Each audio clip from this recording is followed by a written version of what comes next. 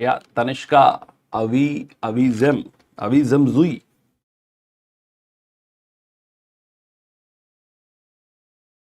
Sounds like some Korean hero. Avizem Zui. Okay, so welcome to this Ancient India course. Yeah, a quick attendance before we start.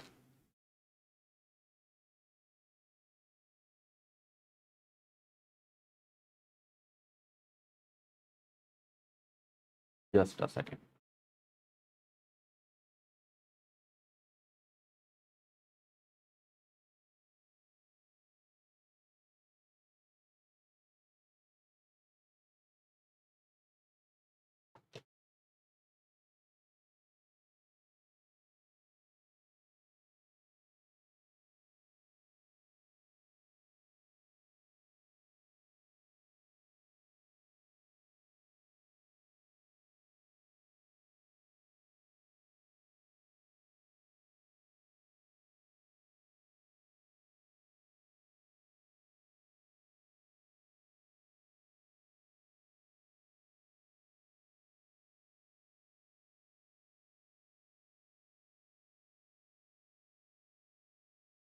This is Pinnacle 2.0. Okay.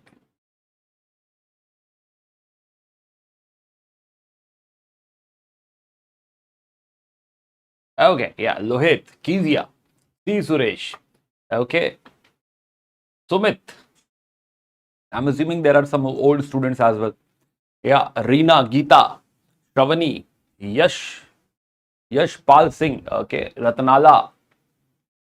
Okay, so welcome everyone. Good morning. Yeah, Gautam. Class duration. The first thing you're worried about is class duration. Huh? Why? Okay, anyway. So this is first class of ancient India. And I'm Abhishek Srivastav. I'm teaching history for last 11 years something. And I'm also author for Modern India and core faculty at PW. I'll be basically taking up modern India, ancient India, medieval India, art and culture, world history, etc., and post-independence. Right? That's it. Yes. So yeah, modern history class of Titan batch. Okay. This is Pinnacle batch, right? Yes. There will be definitely some clashes with the other batches. Yeah. That is bound to happen.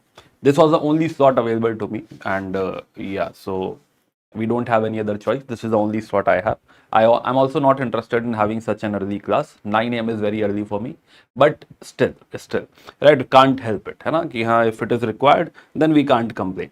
Okay. So yeah, so basically, I was telling you that I'm also an author of Ancient India and Medieval India. So this is my book, which got recently launched in February or January of this year. Yes, okay. So today we are basically going to address the, you can say, the background of ancient India. Yeah, we'll be talking about the background of ancient India. We'll be talking about what should be the mindset while studying ancient India. So one of the very important line, very famous line by A.L. Basham, one of the historian, he said, essential purpose of history is the very humble one of satisfying man's intellectual curiosity.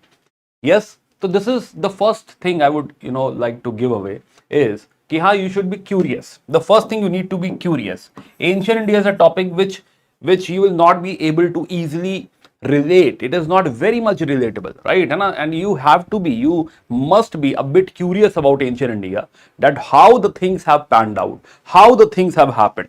Yeah, what happened in the past and what we are today. How did we reach today? Yes, so that is something very, very important, that first thing, especially in ancient India, you have to be curious. And once you basically get the knack of ancient India, then it will be very, very easy for you. You can explore medieval India, modern India, and anything. Yes. So for the first thing, I want you to be curious about history. But the point is that we don't have this luxury of being a lot of curious, bring a lot of curiosity, because we are not actually student of history. We are preparing for UPSC. Yes, you are preparing for UPSC. So in history, you have ancient, medieval, art and culture. This is one block. One block is modern India and post-independence. One block is world history. Will be basically, a lot of you must have already studied modern India, right, or world history, whatever. But right now we are starting with ancient India. You watch my lecture from YouTube. Okay, good enough, right? That will be very helpful for building up the background. Still you need to watch these lectures. If you have already studied ancient India, then you can also go for notes and directly go for notes. You can study notes directly, and that also will be good enough. But you can say invest this time into this particular course. There is lot, you can say, lot to learn in ancient India, and it will be helpful in your prelims examination and mains examination. So because we are preparing for this particular examination, we don't have this luxury of being a lot, you can say, a lot curious. We also have to be pinpointed, strategized. Okay, this is something we have to take away for the examination. History is something which is important for prelims point of view, which is also important for main examination. In both the segments, you need history. Especially in prelims examination, it is very important. You have to focus a lot on history, especially in ancient India. This year prelims paper was an eye opener for everyone, right? And it was an eye opener. And what we got to know, that UPSC is focusing a lot on ancient India. It is very important topic for UPSC CSE, and you cannot ignore it. You cannot afford to skip ancient India. Yeah, we'll explore how. Yes, so if you see syllabus of prelims examination, it simply says history of India and Indian national movement, a special focus on national movement. Otherwise, it says history of India. It is very subjective. UPSC can ask anything. Right? It just says ki history of India. So syllabus is not very well defined. But we can take some help from the PYQs, and we get to know that what UPSC can ask. Also, if you see the last 10-year graph, you'll realize that share of history in total in prelims examination is very high. This year it was almost at peak, 21 questions from history, out of which 16 questions were from ancient, medieval and culture. 16, which is huge. Yeah, 16 questions were from ancient, medieval and culture, and out of these 16 questions, out of the 16, almost 10 were from ancient and related culture. 10 out of 100. If 10 questions are coming from ancient India, or let's say 8 directly from ancient India and 2 related to culture, we find that this is make or break. If you really want to qualify this examination, you need these 10 questions. It was a very tough paper. I'm not saying that you will be able to do all the 10 questions, but at least 7 out of it, 8 out of it. Right? And again, this is something you need to do. Reason, history is a static topic. You don't have much idea, what UPSC can ask from the current affairs. Current affair is not defined. There is no defined territory for current affairs. But history, at least we have some idea. It is from the you can say background only, from a static topic. So yes, you have this, you can say, opportunity to score much more in history. And this time those students who were having very good command in history, they were able to perform better. Right? Because 21 questions is huge, right? 21 questions is like, even if you get 14-15 questions right, it is like 30 marks, which is huge. If the cutoff is, let's say, 90 marks this year, then almost 30% or 33% of the marks will be coming from history only. So it will help you qualify at least prelims examination, and it will be also helpful in the main examination. Also, this year paper was very tough, and most importantly, it was very lengthy as well. Yes, so you have to have command in ancient India. For example, this particular question, a lot of students who have already studied, you can say, history from me, they know ki what we cover is very much exhaustive. I try to cover the whole topic end to end, so that if UPSC goes bizarre, right? And if UPSC is asking something which is not from the very much defined terrain, which is very tough, we'll be able to handle. Same thing happened this year as well. In 2026, you see, in prelims examination, this is one of the question, very lengthy question, and this is about ki, first of all, they have given some, you can say, statements and assertions, and then you'll have to match ki, which one is right, which one is wrong. Yeah. Luckily, all these questions we had studied in, you can say, in ancient India course. I had taught this particular topic, okay, ancient, this Harappan towns and all, what our technology we had, what architecture we had. So it was covered in the class, it was covered in the book as well. Yeah, in the book also we have discussed the house system and the drainage and sanitation system, the whole architecture, etc. So we have covered in detail. This was our question. Yes, and this is how if you basically, connect the whole history, if you read it exhaustively, you will be able to get the questions. Yes, then there were questions which were very tough. For example, this one, Pleistocene period. Pleistocene period, Yamuna and Satluj, जो है, they had the change of path or something. So this was basically Rig Veda. So this time UPSC had focused a lot on Rig Veda. Though I had taught Rig Veda in detail, but still there were few questions which were not taught in the class. Honestly, there were 2 to 3 questions which were like, which were very, very tough. One of them is this one, where Nadi Sukt, what exactly Nadi Sukt talks about and all. So this particular question was not from the class. Then similarly, there is one question on Rig Vedic period, irrigation, agriculture, etc. I had taught agriculture in detail, what all things are there in agriculture, but still this question was tough. This could have been done, right? And again, this question is something, which falls in the terrain where you can do it if you understand the topic. Yes, similarly, yeah, so this was again covered in the book as well. Then one was again Rig Veda, Kshetrapatani. So Kshetrapatani, this is the toughest question. I had taught Kshetrapati, right? Kshetrapati I had taught somewhere here. Yeah, so Kshetrapati I had taught. It was also there in the book as well. But Kshetrapatani I had not taught. Yes, so yes, there were 2 to 3 questions which were which were very, very tough, not directly from the classes, but otherwise, most of the questions, almost you can say 70%, 80% of the questions were from the classes only. For example, this one, Vitasta, Askini, Purushni, Yavevati, right? This I had taught in the class, yet also from the book. Plus again, next question, Pali, right? And the Kahapana, Nikka, Hamsa, Kakanika, right? And about coinage, right? This was discussed in the class. It was also in the book as well, right? And I had discussed this whole punch marked coin and coinage and why coinage happens, what is the purpose of coinage, etc. We had discussed this in detail. Yes, similarly, this question, Singutwan, Chera, Nidun Jalyan and all, this was all discussed very much in detail. I'm assuming this was taught in YouTube as well. Yeah. So this was there in the book again. Okay, other than that, this Jainism we had discussed in detail. Dev, Yaksh, Manushya, Triyancha, what all options are there? The god, human beings, hell beings, animals and plants. This was all discussed in the class, and again from the book as well. Yeah, then again the Buddhist iconography discussed in the ancient course as well as in the culture course. So this was all directly from the classes. Yeah, you can easily do it if you have read it well. Yes, I'm assuming, see, again, this was discussed in the classes, this is from the book as well. But the point is you might not be able to retain everything. Yes, there will be some doubt. There will be like, I have read it somewhere, but I'm not able to recollect today. That is also a possibility. I'm not saying if I had taught in the class or if it is there in the book, it does not mean automatically that you will make it right. Right. And of course, it depends upon the number of revision you have. You can say, especially exam pressure you are handling over there. So under all those circumstances, it is tough to mark everything correct. But still, if you are able to do, let's say 60-70% questions right, that is good enough in such a tough paper. It was a very, very tough paper, and you can also say it was a very absurd paper. But still, in such a paper, a lot of students were able to mark 15 questions right. Right, and from Pinnacle batches, Uncle batches only, they were able to do this. They got selected this year. They are giving mains examination now. Yes. So now again, this one.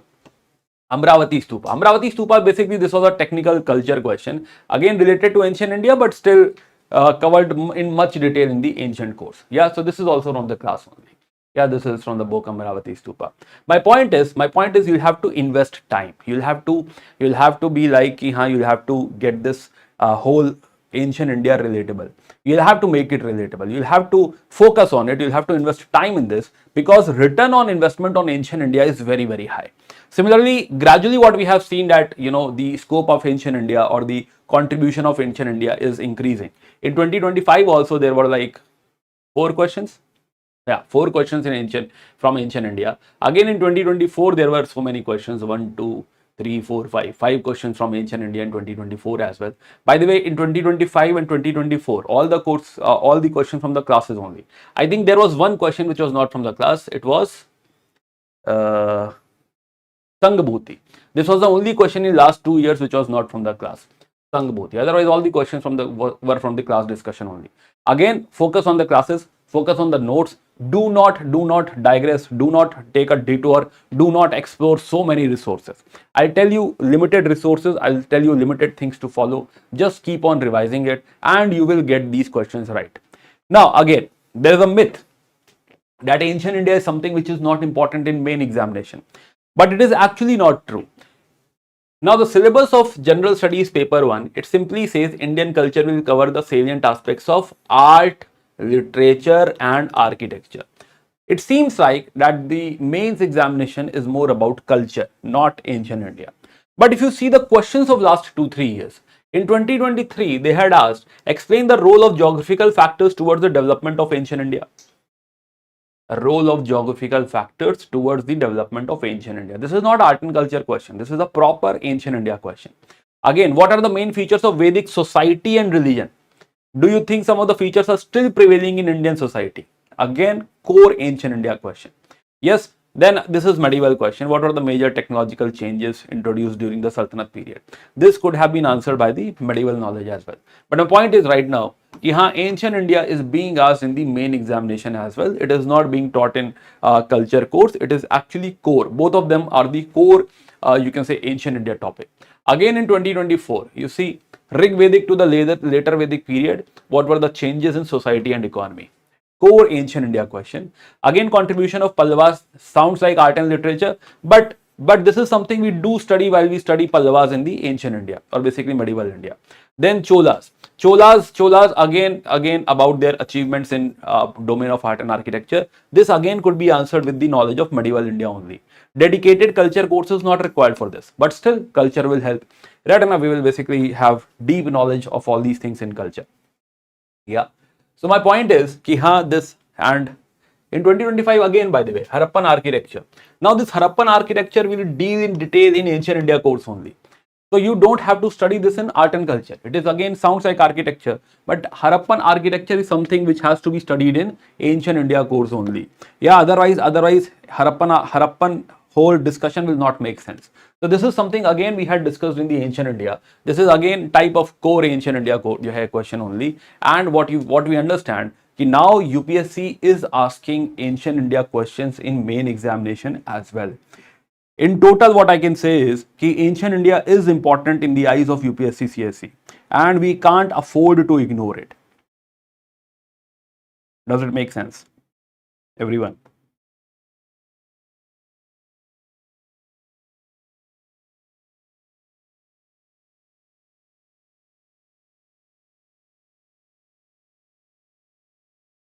Yeah.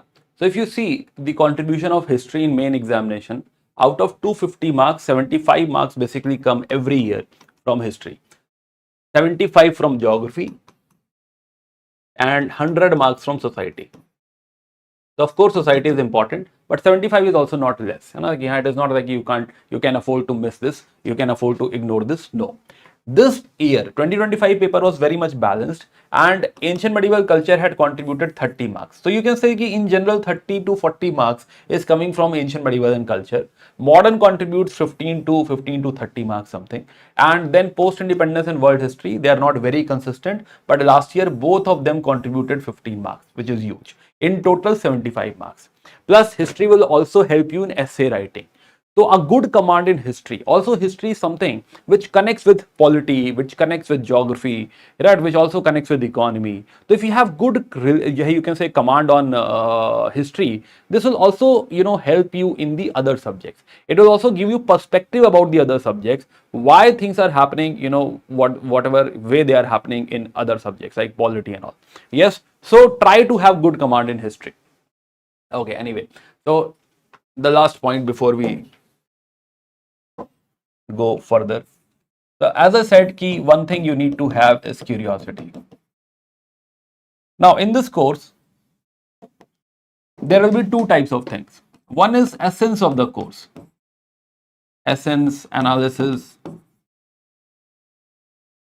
Plus in history, there will be a lot of facts as well. Yeah, there will be a lot of facts, of course.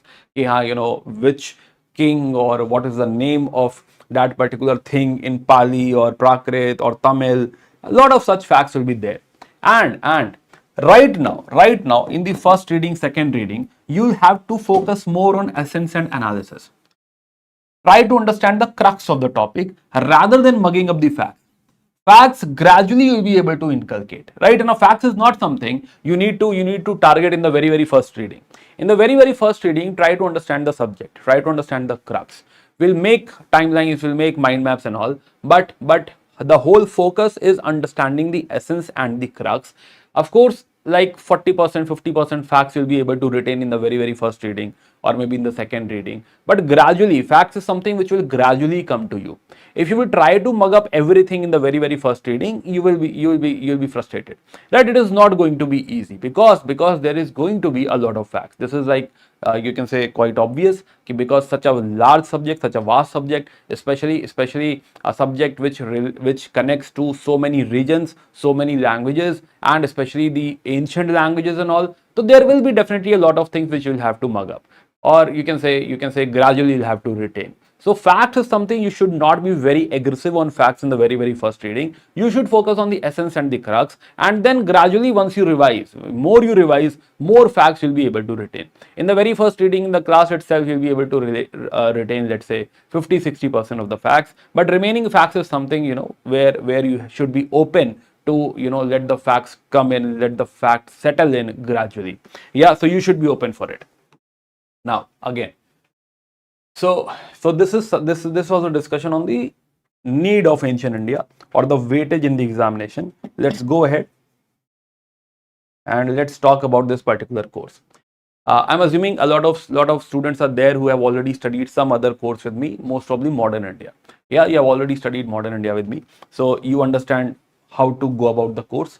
But still, there are few new students. Also, this is a new course, so let me do some expectation setting. Yeah, and again, how to go about this. Okay, so there are like 12 topics in ancient India. I basically conclude ancient India at the Gupta Empire. Now again, this is all subjective, whether you go to Gupta Empire as the last discussion, or you can also add Harshvardhan and Palwas, etc. So for me, ancient India ends at Gupta Empire. Yes, so there are 12 topics in total. I'll be taking like 24 classes. Reason, we have to study this in a very exhaustive manner. We are in a very detailed manner. We can't afford to leave anything, right? And if we are not studying it in details, you will not be able to handle average and above average questions. Easy questions, yes, you'll be able to handle, but if you are not reading this ancient India in detail, then most of the questions, 70-80% of the questions, you'll not be able to handle. So that is the reason it is very important to study in detail. So we will have a detailed discussion, exhaustive coverage. We will not, my efforts will be like, I'll not be leaving anything, and I try to cover all the topics in detail, so that you understand the whole subject in totality, right? There is no knowledge gap. You don't have like, you have not heard something, or you have not read something, right? That should not be the case when you face prelims examination or the main examination. Yes, so this will take some time. Yes, this will take some time. So 24 classes I have allotted, basically are dedicated to ancient India. Then we'll go into medieval India. So right now, let's talk about ancient India.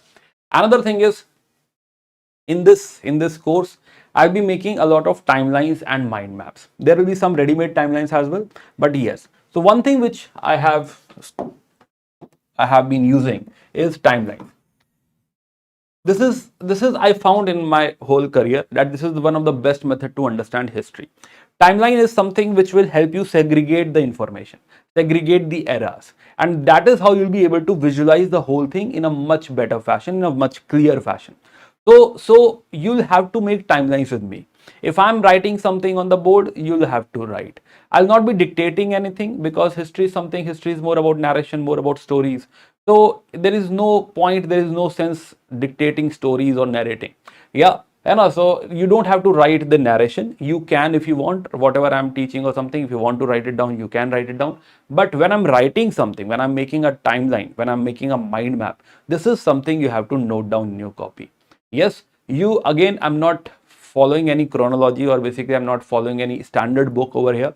I'll be following a, basically, you can say, my own notes, my own version of ancient India. So there it might not match with the standard books. So do not try to match it with the standard books. If you are following my book, that is fine. It is in the same fashion, in the same chronology, but still I'm not following any other spectrum, or not spectrum, any other standard book which you can, chapter by chapter you can relate. Yes, so whenever I'm writing something on the board, you have to write it down. Yes, if I'm making a timeline, if I'm making a mind map, if I'm writing anything, right, please do write it down in your copy. And again, A4 notebook, if I have to leave this much space or that much space. Now you are preparing for UPSC. Yes, so this is all up to you. Whatever way, whatever fashion you want to create your note, it is up to you. You can decide, right? You are the master of your own notes. I will not be evaluating your notes, right? Or nobody will be evaluating your notes. You have to study from your own notes. Yes. So create your notes in a fashion that you are able to relate, you are able to read. That is only, only thing which is required. Whether you are using blue pen, black pen, red pen, green pen, whatever color you want to use, you can.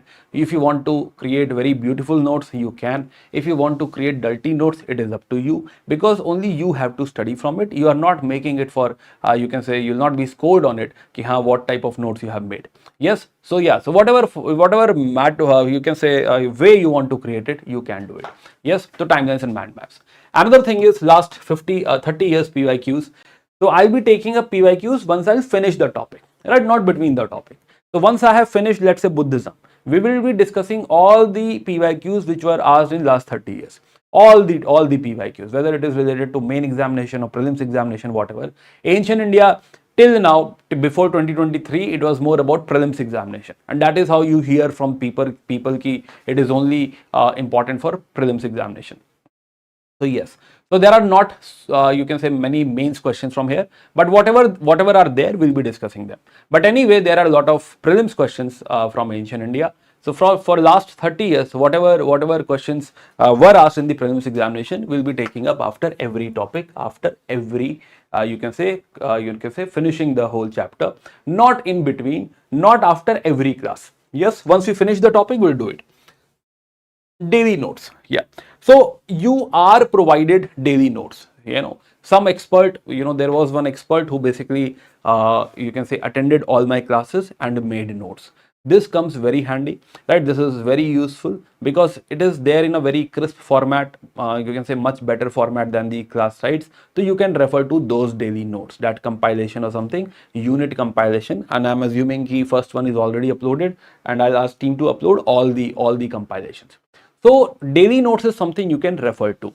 Instead of making your own notes or something, you're writing down everything, just make timelines, mind maps, and then rely on the daily notes which are being provided to you. It will have all the content, topic wise, clause wise, everything, whatever is there on the sites, 90% of it, or let's say 99% of it will be there in the daily notes as well. So daily notes is the go-to notes. Yes, daily notes or compilation, whatever you call it. Yes. Also, after every class, there will be a daily practice paper. Maybe not in the first, second classes, but yes, after you can say going onwards from the third class or somewhere, you will have daily practice paper, DPP, which is about prelims, you can say practice. So yes, so daily you'll have to practice. So after every class, so one thing is class. Attend all the classes, do not create backlogs, because if you have backlogs, basically this is a continuous story, and if you miss one episode, you will not be able to understand the future episodes. So try your best not to miss any classes. So one thing is ki, you have to attend all the classes. Second thing is ki, you'll have to do self study. Again, just watching the class, just watching the video is not going to help. You'll have to scribble, you'll have to make timelines and mind maps with me, right? So do not sit idly in the class. Please, whatever I'm writing, you'll have to write. Yeah, and after the class, you'll have to do this self study. This is very crucial. Whatever is being taught, please assimilate in yourself. You'll have to take that thing. You'll have to read it on your own as well. So yes, do self study. Just don't watch the class. You can say without self study. And after this self study, go for DPPs, daily practice paper. Also, since there are not so many questions for main examination, there will be mains practice, but unit wise mains practice.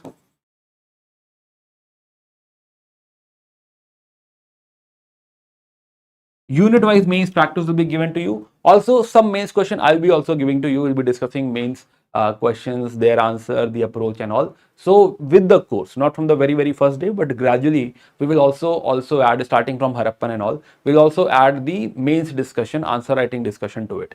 Yes, so gradually we'll build up for main examination as well. So unit wise mains practice, this is also whenever it is given, please do it. So then one more thing, every Sunday you will have a test, weekly test. So what you have to do for this test? You have to prepare, revise. Now revision is another very important thing. See, you understand, a lot of you are starting preparation now, and you must understand that if you are not revising, this is a huge, very vast syllabus, and if you are not revising, you are going to forget it. Yes, whatever how you can say how well you understood in the classes and all, how well you had retained the particular topic, but still after 7 days, 8 days, 9 days, 10 days, you will forget it. So it is very important to revise, and also do revise. So weekly test is an opportunity where you can revise whatever is being taught in the whole week, or in fact whatever was taught in the whole course till that particular Sunday. Revise everything. First priority should be that particular week. Second thing should be ki whatever is being taught in the course till now, you have to revise. By doing this, you'll be revising whole ancient India 2-3 times. By the time I'll end this course, you'll be able to revise ancient India multiple times, and more you revise, better retention you will have, more facts you will be able to retain, better you can say understanding of the chronology, better understanding of the essence or crux will be there. So you'll have to revise multiple times, yes. So do revise. If you follow this process, not only in my course but in all the courses, if you follow this process, if you ensure that there is no backlog, gradually you will be UPSC ready. Yes, if you have backlogs, if you are only watching classes, if you are not doing self-study, if you are not revising, gradually you will lack confidence. Gradually you will be like, I don't know if I'm preparing well or not. I'm not able to score well in you can say test and all. I'm not able to score well in mock. In fact, you'll be like, I'm lagging behind. Other students are doing much better. Right? That is going to happen. So if you don't want to face all these things, please, from the very first day, do this, right? And those of you who are already preparing for last 2-3 months or 6 months somewhere, right, they know if you have these backlogs, if you don't study, if you basically do not revise, then actually you are not doing justice to this whole preparation. Yes, this is cutthroat competition. It is not going to be easy. Yes, I'm sure you know this. It is not going to be easy. It is a very tough journey. The journey is tough not because the syllabus is tough or something. It is tough because it's a very long journey. Yes, very long journey. So do not play with it. It's a very precious time you are investing into this preparation, and you should ensure that you are utilizing this time very judiciously. Yes, okay. So this is how the timeline looks like, right? This is my timeline, my handwriting. And this is something, I made it for myself, right? Not for the students. And this is something only I can relate. But gradually, if you make such timelines, this timeline is basically for the lithic ages. So for me, if you see, right, how these timelines help me, I know this is lower Paleolithic age. I know what all tools are being used in the lower Paleolithic age, and what are the important sites in the lower Paleolithic age. Then middle Paleolithic age, what all tools, what all important sites, any special characteristics. This is so easy to revise, right? And once I know the whole story behind it, I don't have to know the whole story. I don't have to read the whole story every time. I know the story. I just want to have those key points, those key facts. If those key facts I can arrange chronologically on the timeline, it becomes very easy for me to revise.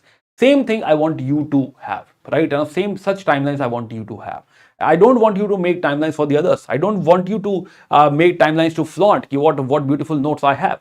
You have to make timelines for yourself so that you segregate the whole information on the timelines. Chronologically, you understand what all things are happening where, and then once you revise, it becomes very easy for you. Now, once I started writing the book, I also started, you can say, formalizing the whole structure. So now in this course also you will have some ready-made timelines, which is for you, right? This is not for me. This is for you, right?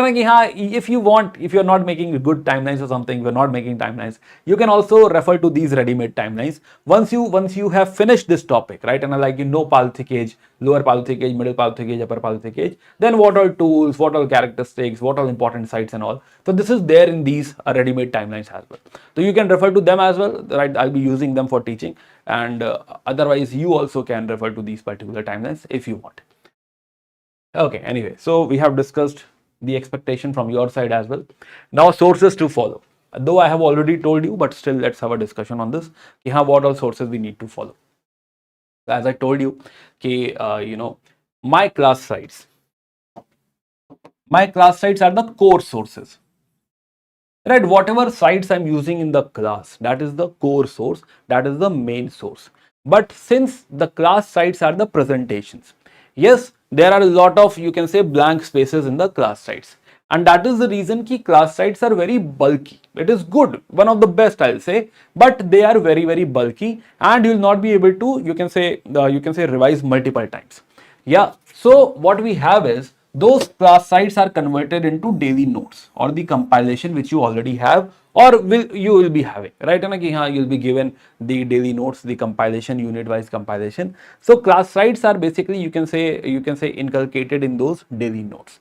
So you can refer to daily notes. Daily notes are basically notes. There are no blank spaces in it. If you want to take a printout of it, you can take printout of it. It is up to you. If you can study from the PDF directly, it is perfectly fine. You can study from the PDF directly, daily notes. Now the refined version of all this is in this book, Timelines. This is the timeline series. Very soon I'll be launching, I guess by July end or something, I'll be launching Modern India book as well. But I'm not asking you to buy this book, right? And it is up to you. If you want this in a, you can say, already printed format, right, then you can refer to this book. Otherwise everything will be there in the class sites and the daily notes as well. It is not like you must buy the book or something. That is not the case. Totally up to you, right? And if you want to have a handy book or something, you can revise multiple times, or you can highlight or something, you can write on that book. That way, if you need it, you can. Up to you. It is not like it is sacrosanct, you need to buy this book. No, that is not the case. You already have the class sites, the source of the whole book, right? And the book is also, you can say, the refined version of the class notes only. Whatever I'm teaching, whatever I have, you can say, created in last 11 years, that is inculcated in the book. That is something I'll be teaching in the class as well. It is not like a book is something else. No. So if you have class sites, if you have daily notes, that is good enough. If you can learn from it, that is good enough. Yes. So yeah, so all these three things are almost same only. Yeah. Then you also have UPSC wala book, right? One book you have is UPSC wala. This one, UPSC wala. Yeah. Again, up to you.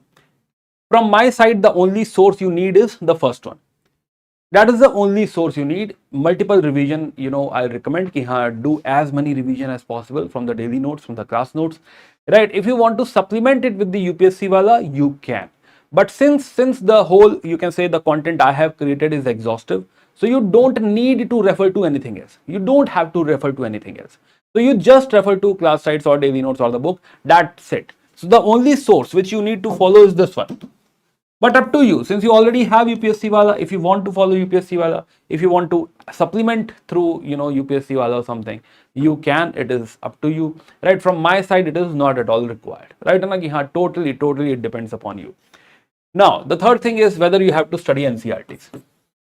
Okay, since this is Pinnacle batch, you have 2 years, right? NCERTs are very good book. They help you in the foundation building. So yes, you can refer. I'm not recommending. I'm not asking you to read. I'm saying if you want to read, yes, you can. It is, you can say, it is optional. It is not like it is sacrosanct. If you don't read NCERT, you'll miss something and all. It is not sacrosanct. Reason, a lot of things which are good in NCERT or basically can be asked in UPSC CSE, that is something I have already incorporated in the class discussion. Yes, so you don't have to separately study NCERT. But since NCERTs are like, easy books, well written, you can say very knowledgeable or something. For that purpose, if you want to have strong basics or something, then you can refer to NCERTs. But it is not required for this particular course. It is not required for UPSC as well. If you are having this particular course, if you are going to attend these 24 classes, then you don't need to read NCERTs. But if you want to, you can. It is again optional. So UPSC wala book and NCERTs. Now again, your question will be, sir, whether I should be reading old NCERT or the new NCERT, and now there is new NCERT. So new NCERT, so I think we should forget now new. Right now, new is too new. Right now, let's forget them. The new ones, right now, the previous versions. So class 6th and class 12th books, right now, yeah, these one. Right now, it is better to refer to them. Yeah. Again, reason, the old NCERT is very good, by the way. It is good for story. It is good for narration. The whole, you can say the story is very well written. It is basically R.S. Sharma only. So the old one is R.S. Sharma. Yes, it's the old NCERT. So if you want to refer to R.S. Sharma or old NCERT, yes, you can. As I said, these all are optional, right? If you want to study, so either of it. Yes, either of it. Both are, in my eyes, both are equally, you can say equally good. If you want to go for this, that is okay. If you want to go for this, that is okay. But I think you should go for either, right? And again, not both of them or all three. Either you read the old NCERTs, sorry, either you read the new NCERTs or you read the old NCERT. Either of them, that is good enough. If you want to have a foundation or basics or very, very basic thing or something.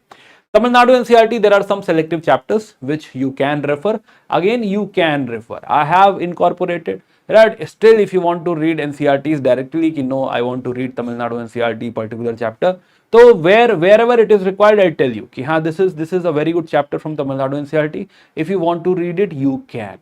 But none of this is required, right? I don't want you to, you can say, roam around in so many books. I just want you to focus on the notes. If you follow these notes, these are good enough, right? And otherwise, if I tell you like n number of books, then you will not be able to do multiple revisions. It is better to have one source, which is the compilation or the daily notes or something, and go for multiple revisions. I've already incorporated from whatever things, whatever sources and all were required, it's already included. So you don't have to worry about it. Just focus on the daily notes or class sites or the timeline series, whatever, and do multiple revision. You don't have to follow anything else. Okay. Now the point is, is this source good enough? Let's say assume 2025. So I've already 2026 PT paper. Yes. Now this 2026 PT paper had few questions from Rig Veda which were not covered in my you can say class notes and this book as well, right? But if those, okay.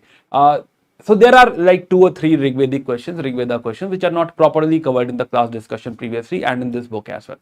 But were they covered in the NCERTs? No. Are they covered in the R.S. Sharma? No. Or Tamil Nadu NCERT? No. So even if you have studied these books, even then you would not be able to do them. In fact, it is not there in Upinder Singh as well. Even if you are an optional student, even then you'll not be able to do them. So this does not make sense. For these 2 questions, I tell you n number of books and tell you okay, go study them as well, so that you'll be able to solve these 2 questions, and it does not at all make sense. If 70-80% questions can be solved from this, then it is good enough. You don't have to anyway score 100% marks in prelims examination. So if 70% to 80% in prelims examination and almost 100% in main examination, if this can be solved from the class notes and all, it is good enough. You don't have to refer any other book. And as I'm telling you, if you even have referred any other book, even then you'll not be able to solve those particular 2-3 questions, right? And 2 questions basically. Yes. So what I'm saying is, yes, 70%, 80% questions somewhere around will always be, you will always be able to solve from my class discussion if you are following. In last 2 years, it was 100%. Only this year, because paper was very, very tough, there were so many, you can say, absurd questions. So there were like, 2 questions which were not directly from the class. But otherwise, it is all from the class only. Also, in the main examination, almost all the questions from the classes only. So you don't have to worry about main examination as well. So again, up to you, totally up to you. If you want to explore, if you want to, you can say read multiple books, yes, you can. If you want to read NCERTs, yes, you can.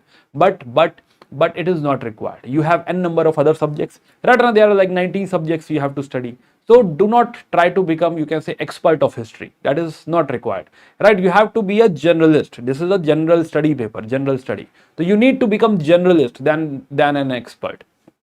If you are an optional student, yes, you can explore. And if you are an optional student, definitely read NCERTs, definitely read Tamil Nadu NCERT, read Upinder Singh as well.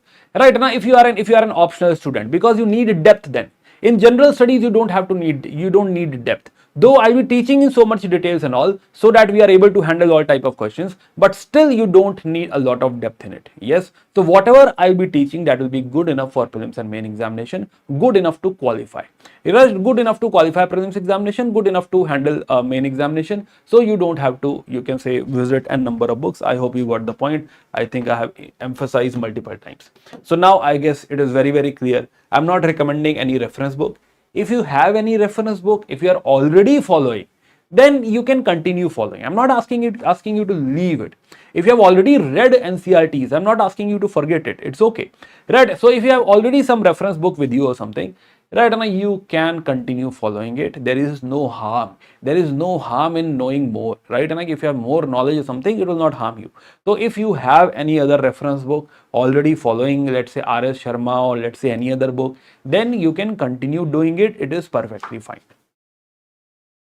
If I read 6 to 12 NCRT, it is enough? No, you'll not be able to solve more than 2 questions in, ancient India 2026. Yes, so reading NCRTs are too basic. UPSC is beyond UPSC NCRTs now. Right, and like if somebody is saying, read by reading 6 to 12 NCRT, you'll be able to solve, you can say prelims question this year. No, it is not going to happen. Yeah, it is not going to happen. So just address it, just understand this key something, the UPSC level is something which is beyond NCRTs now. So if you even read 6 to 12th NCRT, it is not going to be solved. Okay, and also you can test this, right? Don't take my words on face value. Pick those 10 questions and use NCRT's PDF and all and search.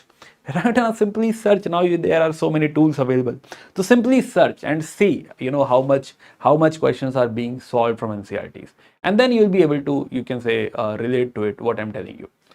Yes, okay. So doubts. Okay, doubts is something which will take up in every class, after every class.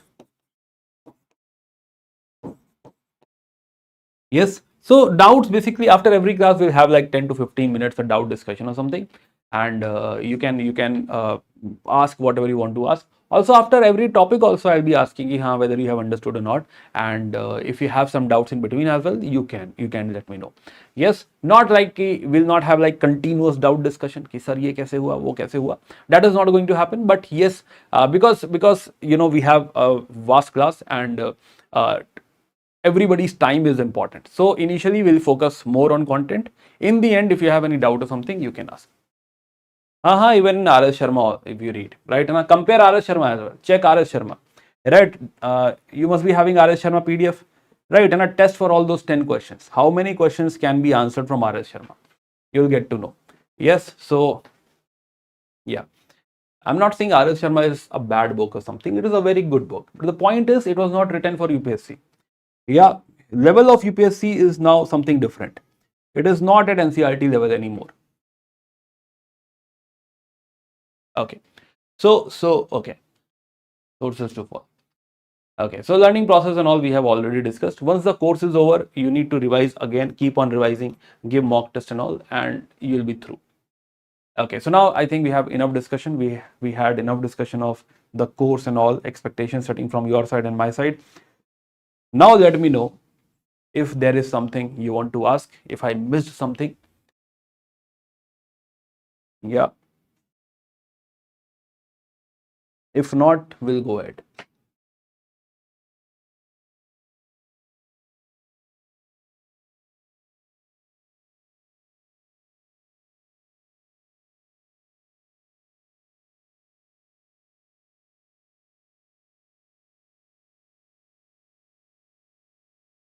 Yeah, shall we go ahead?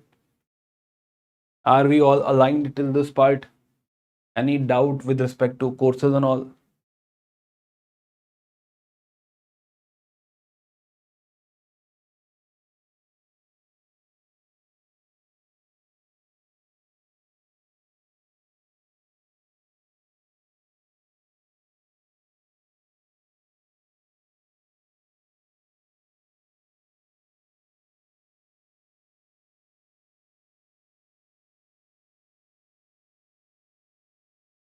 Yes.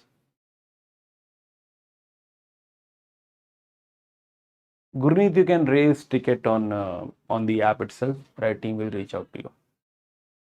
Are my notes helpful for optional history? See,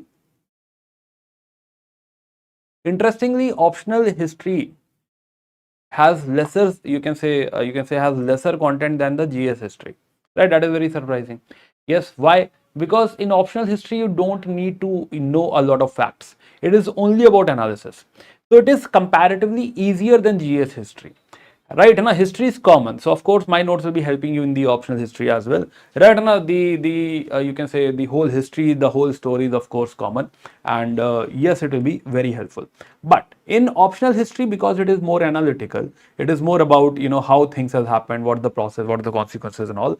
And that is the reason you need to also understand historiography. You also need to understand the mapping and all. So there are few things which you need to add. Yes, and then you are ready for the optional history. Yes, so once you start studying optional history, you'll realize that there are few topics which you can say where there are few discussions. If you add to my discussion, your optional history is also done. Okay, okay, okay. So one question is about class timing.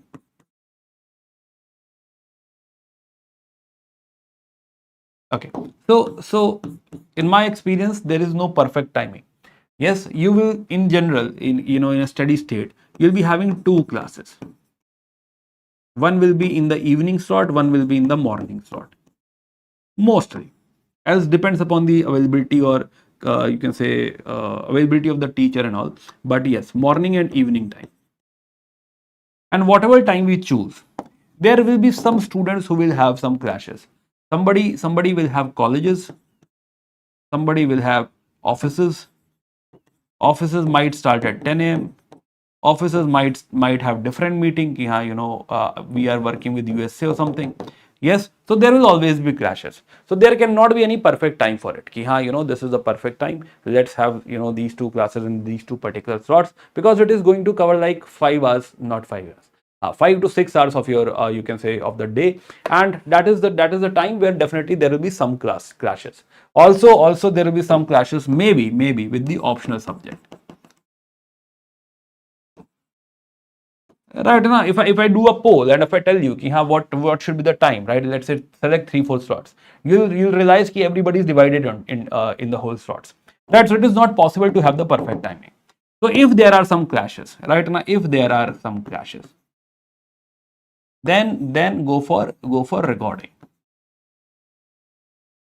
Yes, and watch recording on the daily basis without missing. Right, and on a daily basis, whatever slot is convenient to you, go for recording. Wherever possible, please come to live class, have doubt discussion or something. Whenever not, go for recording. Right, because you'll have to adjust the whole thing as per your you can say your schedule, and accordingly you can do this. So go for recording wherever is required. If it is possible to come into live, prefer live class, by the way, because live is, you can say, it's a system, right? It is like it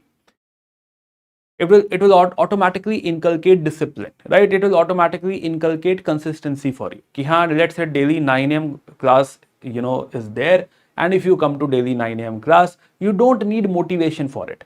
For recording, you need some motivation, because you have this option to play and play and pause or something. So since you have that power to play and pause, so you need some motivation. But here I'm not basically governed by your play and pause. You don't have any control over me. Yes. So you don't have any option to leave. You only have option to study. So if you are attending the live class, automatically this particular topic or ancient India or basically all the subjects will automatically come to you. Right, you don't have to bring motivation for it. You just have to come to class at 9 a.m. or whatever time your class is starting. You just have to come, and automatically your syllabus will be done. Recorded, only problem it has is it needs motivation. It needs like maybe tomorrow I'll do it, after 1 hour I'll do it, I can pause and attend a phone call or something.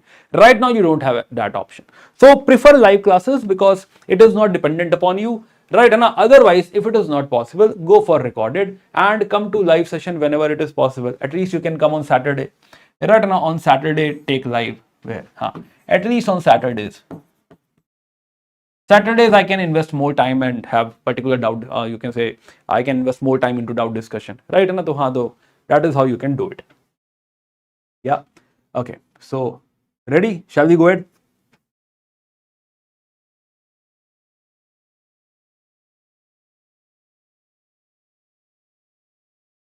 Okay. So now I'm going to tell you a story.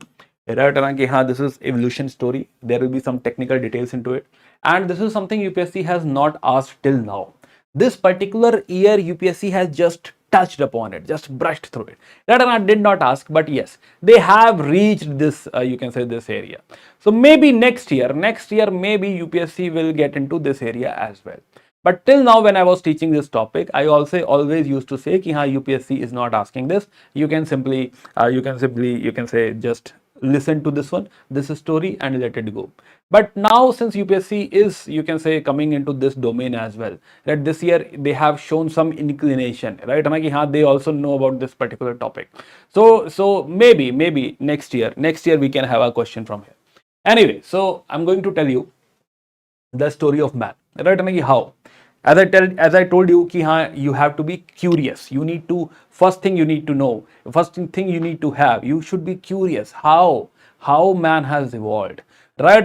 Were we there on this planet Earth from the time immemorial, or from the beginning of the formation of the Earth, or maybe Earth is there from, Earth is eternal and we are also eternal, right? What is the case? How it all happened, right? So that is the question. How it all happened. So one of the thing which we used to believe, I know you don't believe so, but we used to believe that maybe we are basically descendants of the apes, right? Maybe we were monkeys, right? So that type of feeling we have. So first thing we need to address that how human, you can say, inhabited this earth and then colonized this earth. So one thing, first story we are going to discuss is this one only, that whether we are coming from apes or basically the evolution of man, how the man has evolved, how they reached India, right? And were we there in India since eternity or something, right? And let's understand that. Yeah, so there is one geological time scale. Again, this is not God made, this is man made. Man has divided time from the starting of the earth to today, right? And till today. So they have bifurcated ki this is this Hadean era, Archean era, Phanerozoic era, like that. They have some technical division. We are not interested into that, right? And I'm not teaching geological time scale. This is something you can study in history, geography. Yeah, and in geography you can read about this. I'm not interested into this, right? But still I have added so that somebody who wants to have some technical understanding can refer to this. So Phanerozoic, Cenozoic and all. I'll be using few names so that we relate. I'm only interested into human history. Yes, so now, so let's start from the start. So some 13.8 billion years ago. Billion has how many zero? I don't know. Right now, but long time back, 13.8 billion years ago, there is one theory, Big Bang. Right now, there was Big Bang, and this singularity had exploded, and gradually, the nebula and all, whatever dust and all, it started to form. Right now, so from here you can say the beginning of the universe started. Our universe started from here. There was some Big Bang someday, 13.8 billion years ago. I don't know how much long, but very long, right? And very, very long. Yes. Now, after this, 13.8 billion years ago, after very, very long time, right? Very, very long time, almost 4.6 billion years ago. Yeah, 4600 million years ago. Yeah, after almost 9 billion years. After 9 billion years, what we realize, that formation of Earth happened. Yes, so Earth was formed 4600 million years ago, and when it was formed, it was basically a fireball. Right, it was very, very hot. It was basically a molten metal or something. Right, so it was like this, and we also understand that we cannot survive into this. It is not possible to be here. Yes, so 4600 million years ago, formation of Earth had happened, and then it has to be cooled down. Right, and it has to cool down so that it can accommodate us. It can have life. Yes, so it will take more years. How much time? Almost 540 million years ago. That means almost for 3000 million years ago, 3000, not 3000, almost for 4000 million years, there was hardly any life. Yeah, there was some microscopic life or something, but the real life, the visible life is something which we recently had, almost 540 million years ago. That means for almost 4000 million years ago, there was hardly any life. From 540 million years ago, this Phanerozoic, I don't know what is Phanerozoic. Well, I know, but we are not interested into this. But Phanerozoic eon. Phanerozoic basically means visible life. Zoic is life. Phanero is visible, the visible life. Something which we can see via naked eyes. Yes, that type of life. Also initially it was all inside water. So the first you can say animal which we had was fishes. Yeah, marine life. The one first thing which we had was the marine life. So after almost 540 million years ago from today we realized that there was some fishes. Yeah. Then life evolved, and after fishes we had what? Amphibians, like frog and all, right? Amphibians. So we basically came out on the land. Yes. Initially we were only into ocean. So then amphibians, and then we had reptiles, and in reptiles what we had dinosaurs, and dinosaurs basically dominated on the earth, right? And yeah, they were the one who were the, you can say, strongest species available on the earth. So they dominated for very very long time. They dominated till one year, one day almost 66 million years ago. 66 million years ago, there was a meteor, right? And a meteor basically struck on earth, and there was a whole, you can say, shock on the earth, and this dinosaur got eliminated. Yes. So this happened some 6600 million years ago, when there was some meteoric explosion, and what we had was this whole mass extinction happened, and the dinosaurs were eliminated. Yes. Now after this what happened? After this there was another animal, which is mammals. Mammals, right? Mammals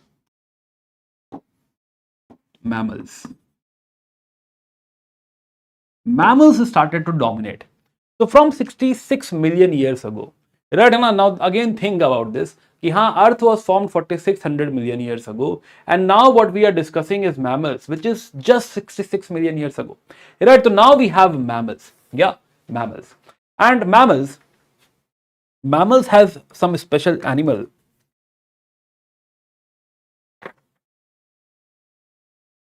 Yeah.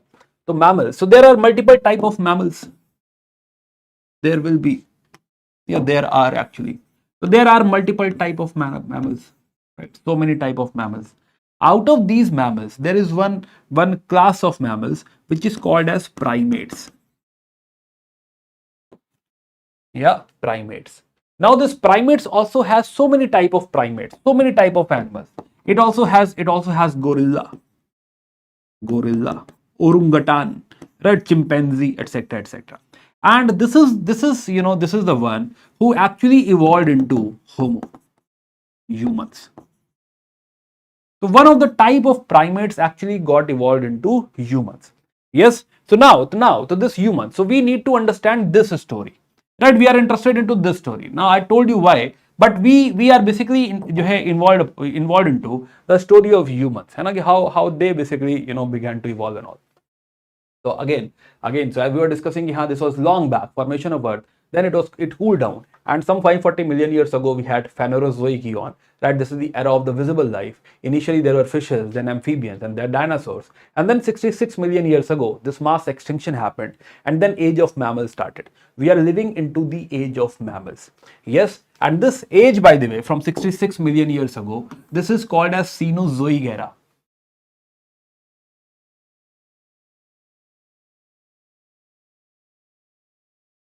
Yeah, Cenozoic. Cenozoic actually means the old life is gone. Zoic is life, and Ceno means new. So we are discussing new life, then a life of mammals. So this is the era from last 66 million years ago, which is being dominated by mammals. Mammals has so many type of mammals, but we are interested into primates. Primates has so many type of primates, but we are interested into Homo, humans. Yes. And the story of humans, initially we don't have humans. It's not like we are here. Humans started to evolve somewhere around 2 million years ago. Very, very recent story. Right, very recent, that humans started to evolve somewhere around 20 lakh years ago. Right, and nothing before that. There is no existence of human before that. It is not like when there were dinosaurs or something, we were there with them. No, it is not like that. When dinosaurs had gone, then after that we had mammals, and then there were multiple type of primates, so many type of primates, right? Like gorilla, orangutan, chimpanzee, etc., etc. And out of them, one is man or human. And the story of human actually started just 2 million years ago. It's so fresh. It's just like just now, this evolution of man, or basically man appeared on the earth, or man started to evolve on the earth. Yes, right. Did we understand this much, everyone? Now, this is not something which UPSC is going to ask. From here, you can say, the actual story starts.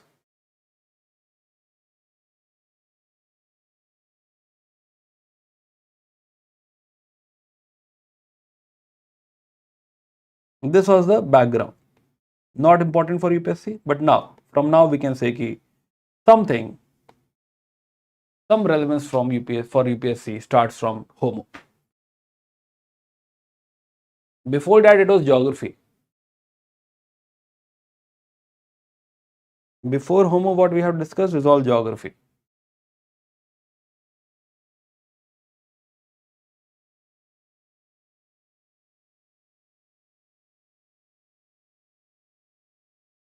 Okay. Actually, I had asked the team to update the compilation notes. So after the class, we'll have a discussion with the team how we are going to do it. So accordingly they'll be uploading. Yes. So tomorrow I'll be in the position to tell you in this particular batch, how we are going to approach daily notes. Yeah. Are you all aligned till this part, everyone?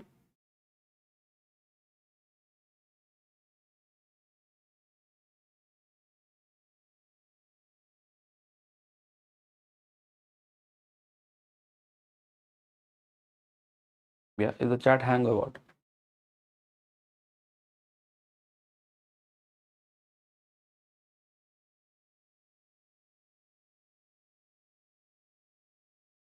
Yes. Yes. Yes. Okay. So now let's talk about this Homo, right? And how exactly this is happening. So of course, we started with this type of human. Right? This is not human as well, right? This is like somewhere between human and apes. Very much similar to apes. Not exactly apes, but very much similar to apes. You can say that this is more like a beta version of us. This has to be upgraded, right? And it has to be upgraded, taught, right? And given a lot of experience or something. So he will carry on this journey. He will have some updated versions in between. Before we will have us. Right, before we have us in the modern format. Before that there will be a lot of, you can say, beta version of us. Yes, beta version. We were learning, right? And there was evolution and we were learning and all. So there will be some beta versions of humans. Yeah. So let's talk about these beta versions.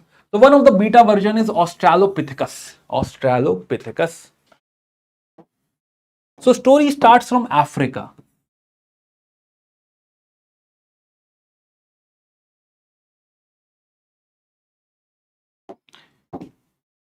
So this is actually equator. Right now this is equator, and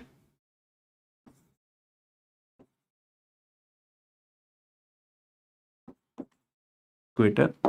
And what happens? Over the equator, on the western side of Africa, we have forest. These are equatorial rainforest.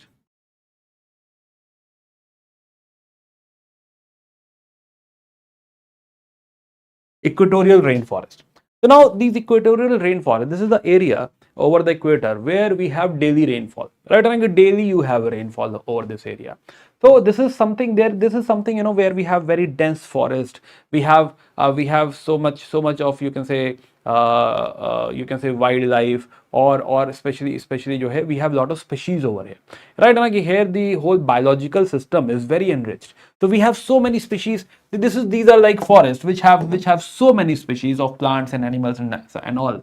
And even today, if you basically cut 1 meter cube of you can say area over here, you will find one species which is still unnamed, right? And that type of biodiversity we have over here. So this is the area which is very much rich in biodiversity. Diversity means so many type, bio means life. So many type of life what we have is in this equatorial rainforest. Now here we believe, as per the our understanding till now, we believe that there was one primate, beta version of us, beta version of human, which basically was surviving over here, and this person, this human format is called as Australopithecus, or we call him as Australopithecus. One of the earliest version of human which was living somewhere in this forest and nearby areas, this was Australopithecus. Now this is long back, this is not even human, this is somewhere around 5.5 to 5.5 million years ago.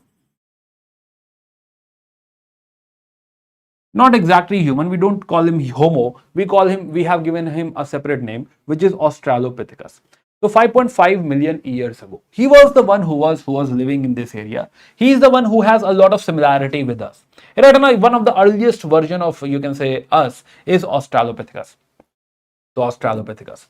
So Australopithecus, we find, we are discussing Africa.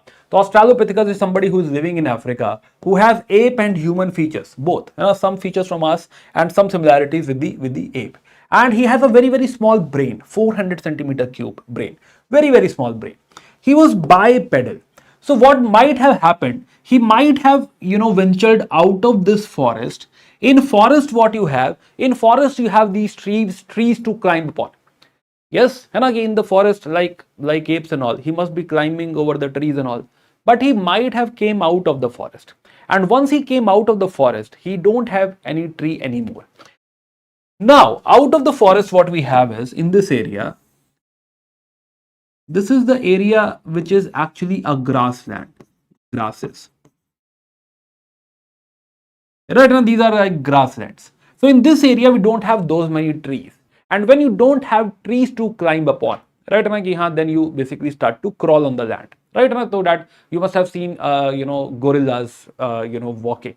Right now, so something like that. Now they started to walk on the land. And what happened? Maybe because these are like tall grasses. And once you start walking in the tall grasses, there might have been predators, there might have been let's say lion or tigers, right? Now they might have eaten us.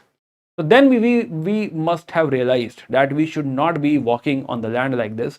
We should be, you can say, trying to walk on two legs and try to see what is beyond these grasses. Yes, so what we tried to do, we tried to stand up, we tried to walk on the two legs, and so that we can walk, we can watch what is happening. If there is some animal or some predator is coming towards us or is hiding somewhere, right, we'll be able to locate. So for the safety purpose, we might have started this, we became bipedal. So Australopithecus is something who was bipedal, right? In a bipedal. Yeah. Now, obviously, here we were more into food gathering. Yeah, food gathering, because we were like apes only. And the apes are into food gathering. Whatever food we can get on the trees or something, we will eat. So we were more into food gathering. We were only dependent upon food gathering. We were all vegetarian initially. We were not consuming non-veg. Yes, and it does not make sense. And apes do not consume non-veg. We were definitely herbivorous. We were definitely food gathering. And herbivorous, we were animals at that point of time only. Today also we are animals only, but yes, we are more like, mature social animals. But that time we were purely animals. So Australopithecus was more into bipedalism, more into food gathering. Let us come to.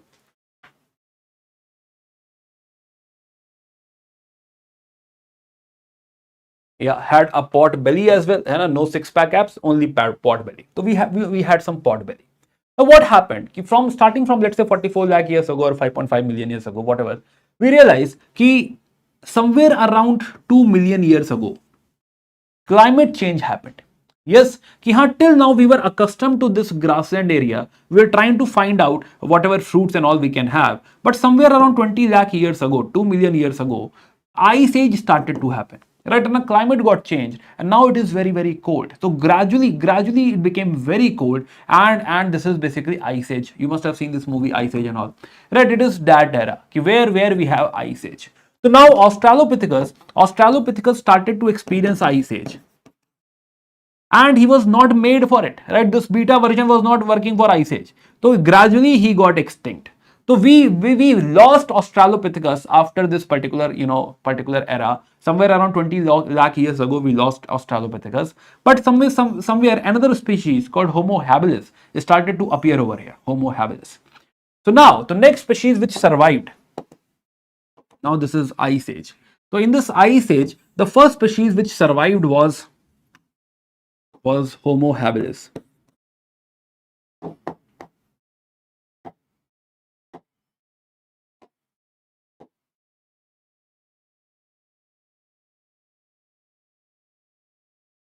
Homo habilis. Now habilis, so Homo means ki it is like ki better, you can say oldest version of the humans, Homo. Right now we can say this is humans, Homo, and habilis. Habilis is habit. Habilis means he is skillful. Now this is the species which basically adapted to this climate change.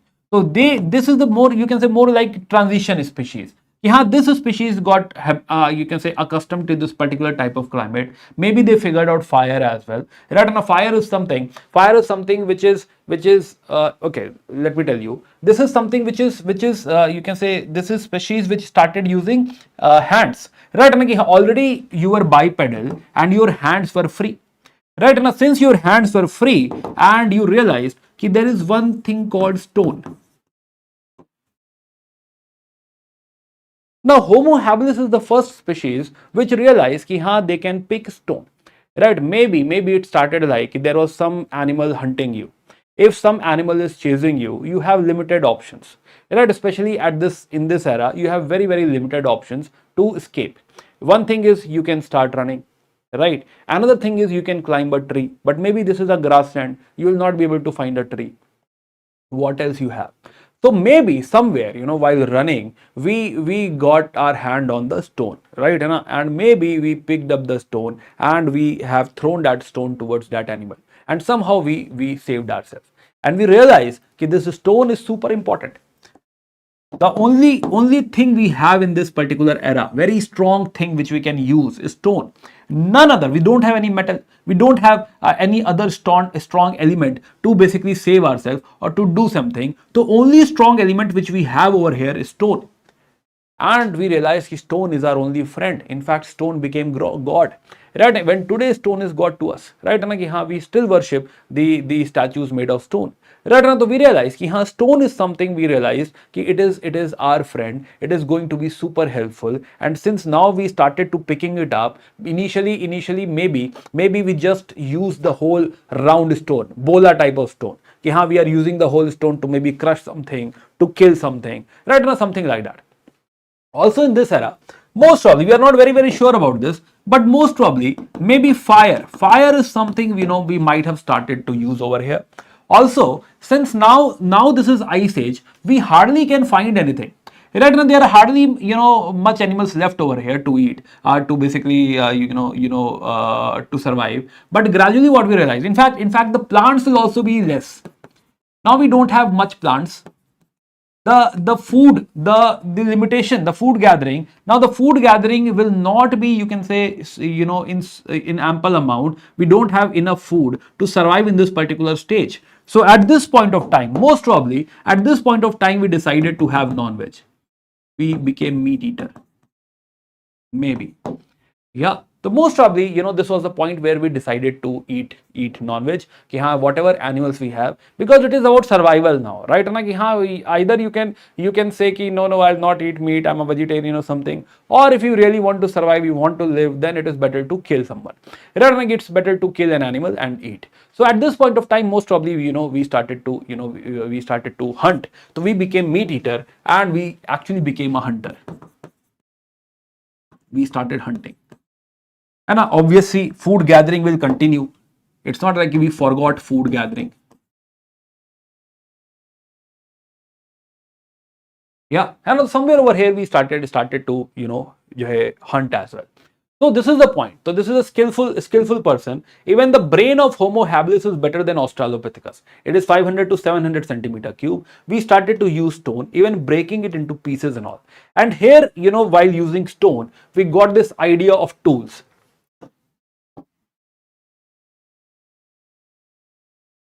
Yes, we can do something. We don't have any, you can say, proper defined tool of Homo habilis, but still we, got this understanding that something, there is some possibility. Right now we can break it into pieces. Maybe we can use the pieces. We can use the whole stone or something like that. We got this idea. Now this continued. This is a transition phase. This continued for, let's say, 3-4 lakh years. But meanwhile, there was another species who began to evolve, and which is Homo erectus. So in this new scenario, we have a more evolved, a better species, which is Homo erectus. So now we have another species in the Ice Age only, which is Homo erectus. Now, since we are bipedal, we are walking on the two legs. So gradually, by practicing this bipedal for these many years, these lakhs of years, gradually our backbone got erected. Yes, and that's how it is erectus. Ki backbone is erect now. So since backbone is erect, this is more mobile. It can move better. So this Homo erectus you see, so first of all, fire. So fire is something maybe Homo habilis had already discovered. He will continue, or maybe he found out. It's okay. So anyway, since we started to use stones, and when we strike stones on each other, there is spark. So somehow we figured out fire. We started to use fire. So one thing is fire. So maybe he will continue. Or basically he got to know fire earlier only, and here he will continue with the fire, of course. Second thing is backbone got erected. Yeah. Again, his brain, you will find his brain is much bigger, 800 to 1200 centimeter cube. And since he has bigger brain, he can think more. And since he can think more, now the stone which we had over here, where we can only talk about pieces and all, he was able to make a tool out of it. The first tool which he made was a hand axe. So from Homo erectus, we will have tools. Now we have hand axe. This is the start of the tool. One of the earliest tool we have hand axe, and then tools will also evolve with time. Now hand axe is a very, very simple tool. Hand axe is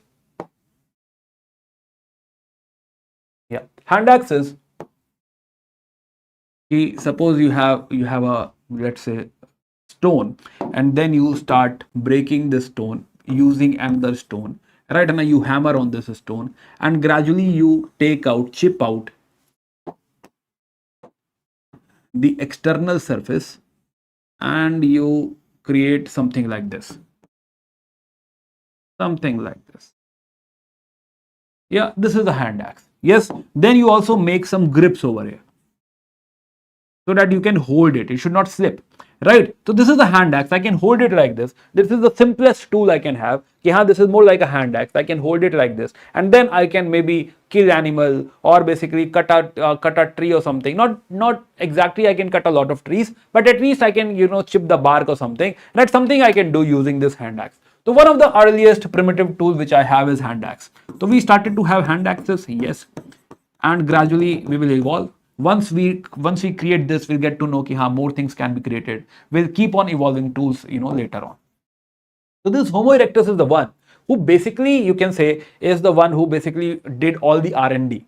All the research and development is basically done by Homo erectus. We were waiting for Homo erectus. He is the fine man. Later on, he is the person on whom we can rely. He is a person who knows fire. He is a person who has better brain. He is a person who will basically work upon the tool technology, because this is the technology. Technology is what? Technology is all relative. Today if I tell you कि हाँ this keypad phone है ना, you'll say, you'll say कि हाँ this is not technology sir, technology is iPhone, technology is those meta glasses or something, that is not technology. But once upon a time, right, when I was in school or something, even that keypad phone was a technology, right, and a new technology. We were like very much enchanted with that keypad phone. Yes, so हाँ, तो something like that. So at this point of time, even tool is a technology, stone tool is a technology, कि हाँ they were able to figure out this technique कि हाँ we can create hand axes, we can create let's say जो है you can जो है blades, right, ना, कि gradually will be making blades and all, scrapers, pointers, choppers, है ना, तो gradually will create a lot of tools. So this is the technical person we have, right? This is not a romantic person. Maybe he's romantic, but basically what we know कि हाँ he is the scientist of that era. कि he found out कि हाँ all these things are possible, these tools and all can be made. And since he's thinking, he got to know, he understood that why to stay here, right? So initially they were more focused in this particular area because there are a lot of lakes, availability of water. But now this Homo erectus decided that since he has his erected backbone, he is mobile, he can actually move. So he will start to migrate to all the direction, of course. Right, so he will start to migrate, and somewhere one of the wave of migration we'll see is here. And this is what? Now he is entering into Asia. So now he is going into Asia. Now he is venturing into different directions. So somewhere from this area, they started to venture into Euro trip and all they will do. They will also come to India, maybe from the southern part. Right? They will also go to China and all. They will also go to this area.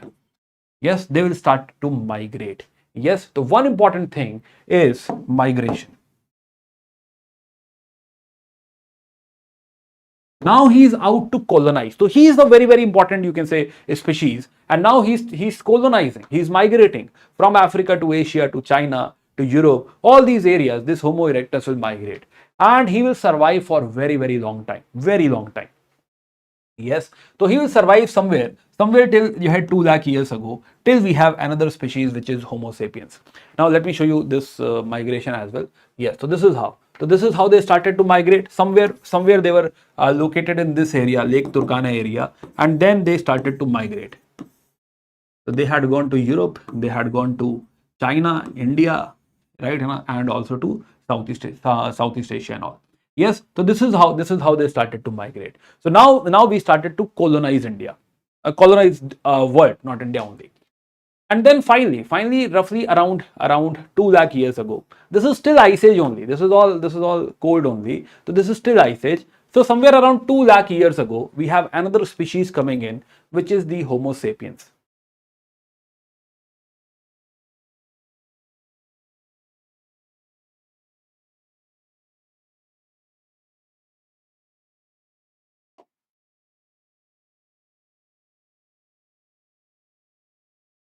The final version is Homo sapiens. Now, Homo sapiens is recent phenomena, right? 2.5 or 2 lakh years ago. Again. Do not at all worry about whether it is 2 lakh or 2.1 lakh or 2.5 lakh. We are general study student, right? And we don't care. Yes, for us, whether it is 2 lakh or 2.5 lakh, it is perfectly fine. Rough idea we should have. Why rough ideas, or why you are not telling us the right exact year? Because there is no right exact year. Yes, there is not a point where you can say from today it is all about Homo sapiens. No, there is none. So in optional you can justify in some places we found this phenomena in 2.5 lakh years. In some places this phenomena started in 2 lakh years ago. In some places it started around 1.8 lakh years ago. In optional you can define that. In general studies, you don't need it, right? And first of all, UPSC is not asking all this. And second, you should have rough idea. Roughly, approximately 2 lakh years ago, or approximately 2.5 lakh years ago, a new species began to evolve, which is Homo sapiens. Now, Homo sapiens Now, Homo sapiens, you see, Homo sapiens means what? Sapiens is wise man. He is wise. He knows all these things, of course. Right now, we are evolving. So, he has understanding of all these things and he is wise. Right now, he is much more evolved. So, gradually, we'll see his better, you can say, performance with respect to tools and all. Right now, with respect to tools, migration, everything will be evolved. Better tools, more migration, dwellings and all. So gradually we'll have better, you can say, characteristic from the Homo sapiens. And the final version, today what we call, we are like wise man, very wise. Homo sapiens. So this is subspecies of Homo sapiens. Homo sapiens, sapiens. Yeah, Homo sapiens sapiens.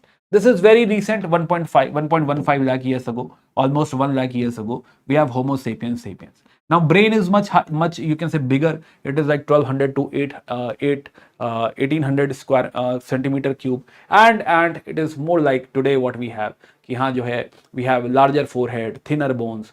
A lot of diverse stone tools will have. Right now, and this also started in South Africa only. So Homo sapiens sapiens, again this species also evolved from the South Africa only. So again this new wave. Now in this diagram it shows कि Homo sapiens are coming from Germany, right now from Europe. But as far as recent understanding, Homo sapiens are also coming from South Africa only.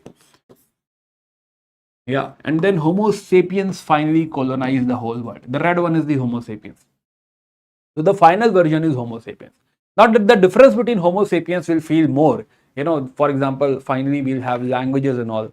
Right, and Homo sapiens eventually in India, or overall we can say roughly around 40-50,000 years ago, they started to have language, they started to express themselves. So now this is much better species. Now this betterment we'll feel when we will actually study Paleolithic age. Then we'll see how they are, you can say, more refined, more polished than the Homo erectus. But Homo erectus is something which actually made our day, and we survived for the longest time, starting from let's say 1.15 lakh years ago till almost 2 lakh years ago, or let's say 2.5 lakh years ago. For the very long time it was Homo erectus, which was gradually evolving, figuring out things, right now settling down, figuring out food and all, hunting tools and all, and finally it was the most evolved version, which is Homo sapiens sapiens, which survived. Yes, are we all able to understand this much? Look at this timeline. Do we understand this, or at least this one? Whatever.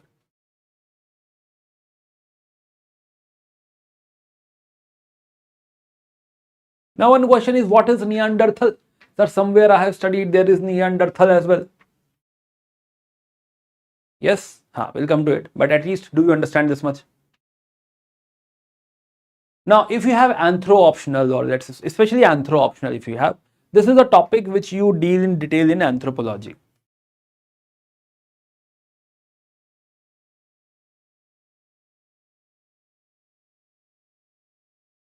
Yeah, there you'll have whole details about Neanderthals and all. But let me tell you again, since you have this curiosity, Neanderthal. So Neanderthal is a species which we found in Germany, Neanderthals, which are much like Homo sapiens, very much like Homo sapiens. In fact, Homo sapiens and Neanderthals started to mate. Right, that has also happened. Ki, they started to mate, each other. And Neanderthal is some species which could not survive. Right, Homo sapiens could survive. Homo sapiens had survived. Yes, so basically Neanderthals are also evolved man only, just like Homo sapiens, but they could not survive. Homo sapiens had survived and evolved into Homo sapiens sapiens. Yes, so this is how we have evolved. Now there is one question. So we understood that it was basically Homo erectus who started to migrate, and then Homo sapiens will follow. Homo sapiens will also migrate, yes, of course, obviously. Now the question is, we understood migration. Now you need to tell me, why were they migrating? They migrated, yes, we agree they migrated. But why? What was the reason behind the migration?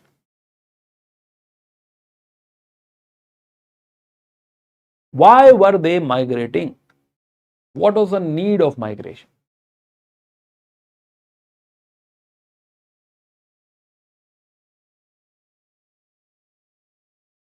Yeah. What is the need? Need for migration. Why migration? Why, man? For food. For food scarcity. Okay, very good. Right. And I'll give one of the, we always migrate thinking ki grass is greener on the other side. Right. We always think that, maybe grass is greener that side. So that way. Maybe it is greener as well, right? I'm not saying yeah, it's not greener, right? Maybe it is greener. So basically, they were looking for better life. For example, let's say, you know, let's say we were here. It is our story only. And now let's say we were here. Now gradually, let's say we were like one family. Gradually, this will breed into, let's say, 30 family members. Will this 30 family member, or let's say 300 family members, after some time, after let's say 50-70 years, after 50-70 years, we have like 300 family members. Can these 300 family members survive together? We'll realize no, it is not. They don't have they don't have supply of food, enough supply of food. And they will also have to be, you can say, diversify. They'll have to disperse in the search of food. So in the search of food, they'll be like, maybe it is better to split. Let's say 10 of us or 20 of us, let's split and find some other place, find a place where we have animals. Also, maybe there is some animal who is hunting them there. It is better to leave that area. Or maybe it is like, the animals, they have already finished right now. They are not able to find animal, find food. So it is better to go to other places and maybe find food. And this migration is not happening in like, this one generation migrated to there. No, it is happening over lakhs of years. Maybe one generation will reach here, one generation will reach here, one generation will reach here, another generation will reach here, next generation will reach here, like that. Right? So that's how over lakhs of years such migration has happened, such trail has came into existence. It's not like it is one generation, one person moving from here, he's going to Europe or he's going to China or something. No, not like that. Another thing, let's say, if let's say we are talking about this wave of migration going from, let's say, Africa to India. Can you tell me that there will be definitely a wave going from India to Africa or Europe? Will there be any existence of the counter wave? I'm talking about possibility. Is it possible to have a counter wave as well? If there were some who were basically going into this direction, right, and going into this direction, maybe somebody was coming back. Maybe somebody was coming back. Is this a possibility?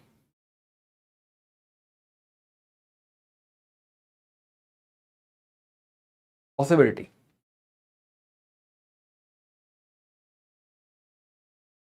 Yeah, and it is not unidirectional, and it cannot be unidirectional. Now think about this. Think about this. Ki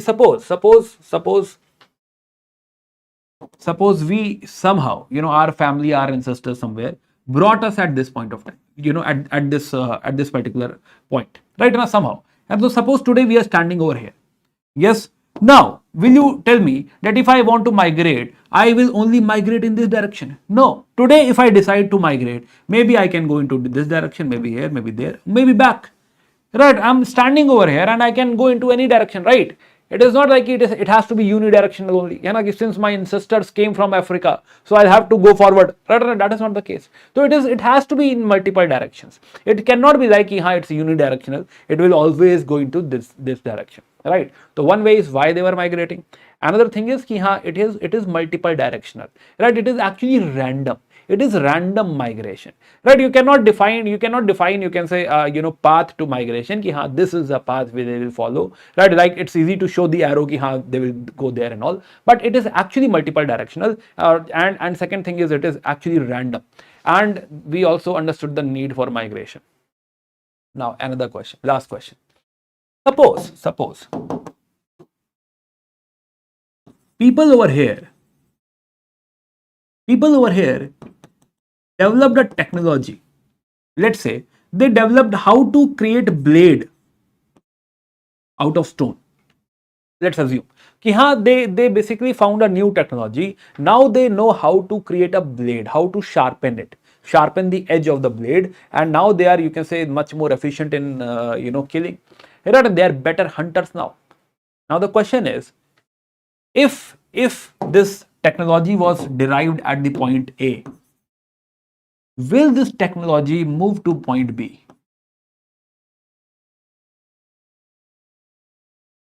People at point B will also get to know this technology.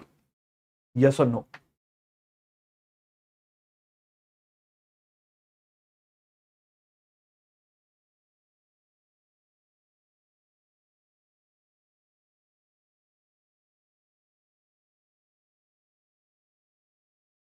One is migration, one is reason behind migration, one is randomness in migration, and third is tech transfer.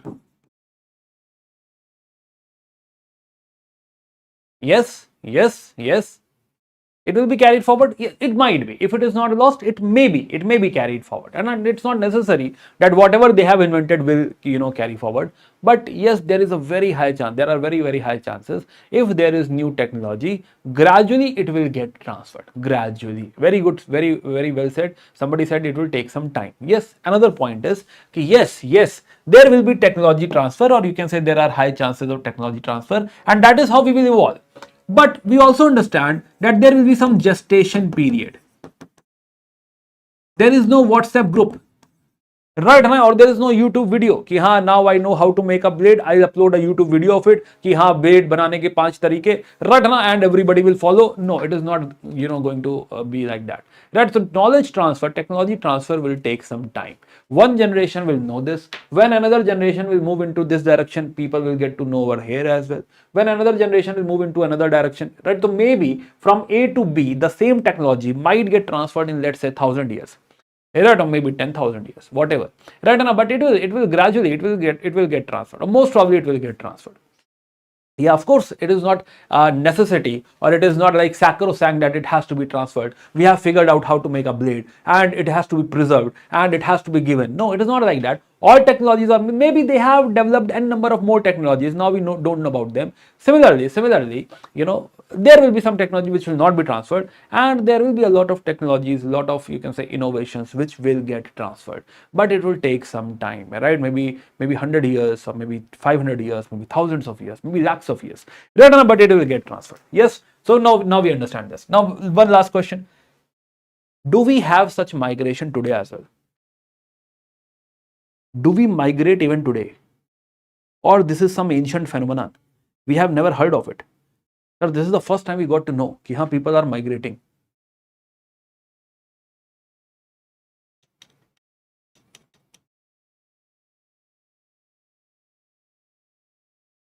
Why do people migrate?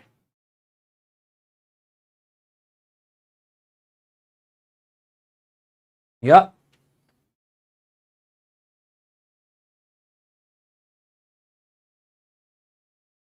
Okay. So tell me the reasons of migration today.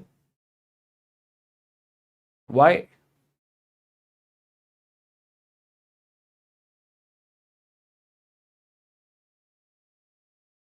Reasons for migration today. Migration today.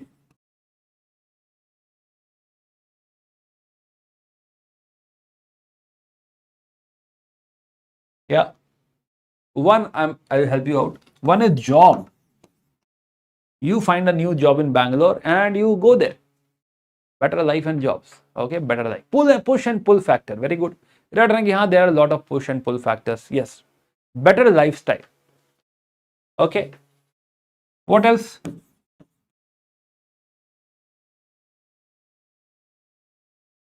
Better lifestyle. Migrate, better life, food and resources alongside better survival and shelter. Shelter. Okay. Better living. Medical. For medical also for education. Yes. Education. And for education, we go to places and get education. Somebody came to Delhi for UPSC preparation. Yes, for better lifestyle. Okay, better lifestyle, education, standard of living. Yes, better lifestyle. What else? What else? individuals validating requirements. That what are those requirements? Personal choices. No, it's not like I want to. Until and unless you are filthy rich. Right? You are filthy rich. Then you are like, now I want to live in Goa. That's a separate thing. That is also type of migration. Yeah, but that is also better lifestyle or something. Security. Good. Security. Yeah. There is some persecution of particular community somewhere in Germany. There are people leaving that country. Will be killed over here. Yes, we need to move out. Tourism is not migration. You come back. When you go and come back, that is not counted as migration, right? And that is tourism. That's a separate thing. And also security is important. And security is important. What else? What else? Disaster. If some disaster has happened, you are bound to leave. Partition of India. Partition of India is you can say one of the greatest mass migration we have. 7 million from Pakistan to India, 7 million from India to Pakistan. That is huge. We hardly have seen such type of migration. And one of the drastic, you can say, migration which we have is the partition. Yeah, है ना? तो हाँ. Okay, great. Okay. So now what we are doing is we are actually brainstorming. One of the important element of UPSC preparation is brainstorming. Things will not automatically come to you. You'll have to bring it to them.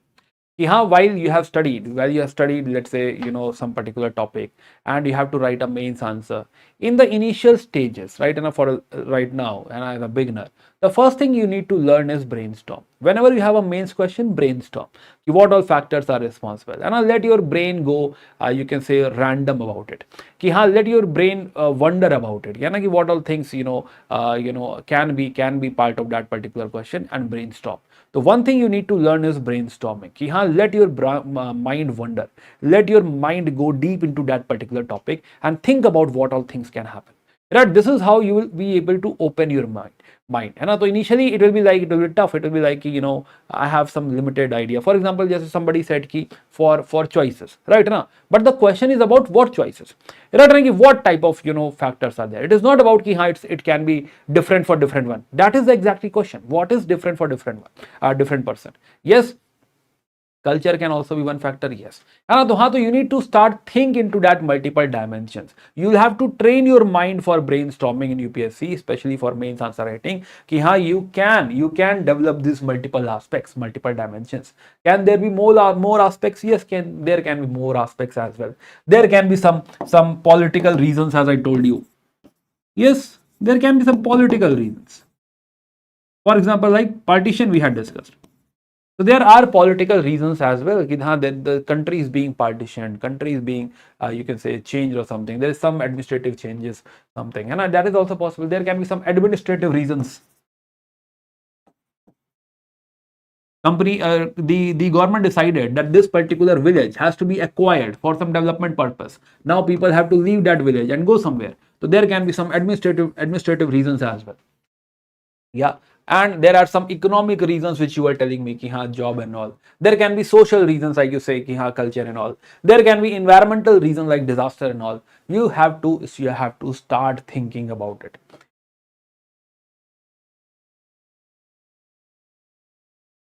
Yeah, so the first habit you need to build is your brainstorm, right? Now, brainstorming, if you can do good brainstorming, right, if you can open your mind like that, you will start doing good in answer writing as well. Anyway, let's go ahead. So now we have seen how man came to India, right? And one thing we have developed. If I have not taught you this, right, your first question will be, sir, how we came over here? Now we know how we came in India. Okay, so let's go ahead. Now, a few basic things before we go further. One is, what is history? Right? What exactly is history? So history is well defined as, well said as high story. This is actually a story. You need to say hi to it. But this is more for our understanding. Better understanding is, history is all about investigation. You need to investigate into past. You need to find out how the things have happened in the past? What was the society in the past? What was the economy in the past? What was the political structure in the past? What was the religious, you can say, phenomenon in the past? How the religion came into being? Right, है ना कि हाँ जैसे for example, one thing you should be curious about, how your religion started to, you can say, started to come into being, how it was originated, what is the origin of your religion, right? And again, what is the way this caste, right, the surname you are writing, how you got that surname, right? And how you belong to that caste. The Homo erectus was not having any caste, right? And he was not a Brahman or jo hai Kshatri or Vaishya or Shudra or something, right? And he was not like that. He had no surname.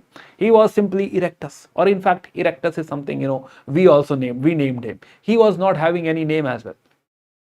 He was unnamed, right? So there was no caste or something. So how come he started to believe into कि हाँ there can be a caste or something, or even Homo sapiens he started to have caste or something. So we need to have, first of all, as I said initially, कि हाँ we need to have this curiosity about our past, how the things have happened, not to you can say, not to just connect to our past life or something, in my past life I was like that. No, that is not the case. Here the only thing you want to have is, first of all, curiosity. Second is UPSC. That is the two things you should have. That are two target you have, and you should be curious and you should target UPSC. So anyway, तो history is all about investigation. कि हाँ जो है, it is about investigation into past. So you should have lens of a detective, and you are more like investigator. You are a detective. In history we say itihas. Itihas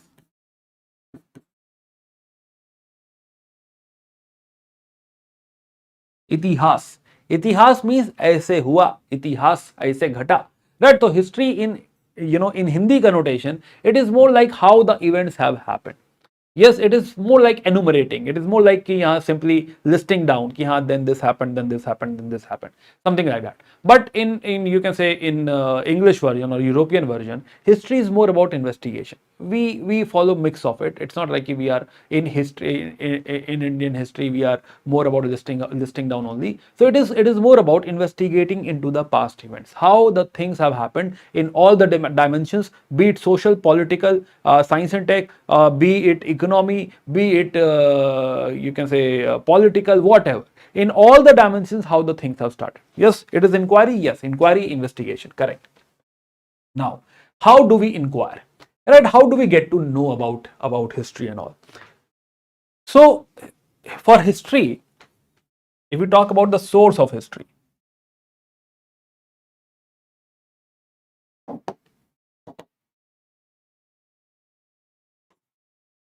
as a detective, you need to have some sources, right? What are your sources? Yes, sources. So one of the, you can say, best source what we have is archaeology.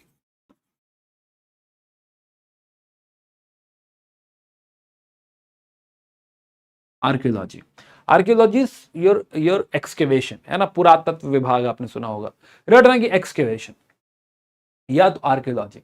So archaeology is more about कि हाँ we basically dig into some mound. Now what happens? Suppose there is a village today,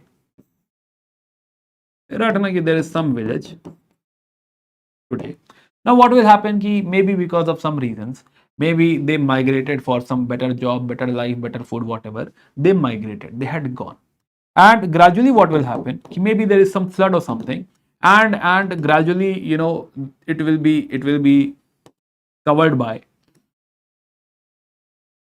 a layer of, let's say, mud. Yes, after some time one more layer of mud will be covering it. Yes, now again maybe over this layer of mud some other village is formed. Yes, and then they also migrated, and then there is one more layer of mud, and this is happening in thousands of years. Yes, then there is one more layer of mud, then there is one more layer of mud, there is one more layer of mud, and maybe it will be like this. It's okay. Yeah, today if we are standing somewhere over here, and if we want to know about the past, right, then what we have to do, we'll have to dig it out, right? And we'll have to dig it out, and more we dig in, right, and we'll get to know things about the past. So once we reach this layer, right, this particular layer, we'll find these particular villages, Yes, we'll find ki haan, there are some left out things over here. Let's say we got to got some pottery over here. Yeah, we also got, let's say we got some coin over here. We got some graves over here, graves, dead bodies. Right, graves also have grave goods. Grave goods. What else? What else? Right, graves also, by the way, have skeletons, DNA, etc., etc. Now, DNA is the latest phenomena, but yes. Now, DNA it was having today for us, it's a new thing. Yeah, we are also interested in DNA and all. What else? What else? We also can have we also can look into settlement, bricks, etc., etc. Yes, so we will basically explore the whole thing. We'll very carefully we'll take it out and we'll explore. है ना कि हाँ, they have pottery, graves, graveyards, skeletons, settlement, bricks, right? ना? Then they also have some ornaments. Yeah, they also have some tools. Yes, so we'll get to know a lot of things about this particular village. कि हाँ, this village has all these characteristics.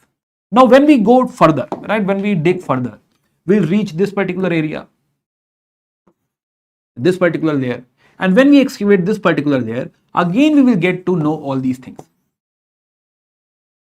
Most probably, right? Most probably we'll get to know all those things. Even if we don't get to know, we can say ki, this particular era, right? This particular time, as we go deeper, we'll go deep into time.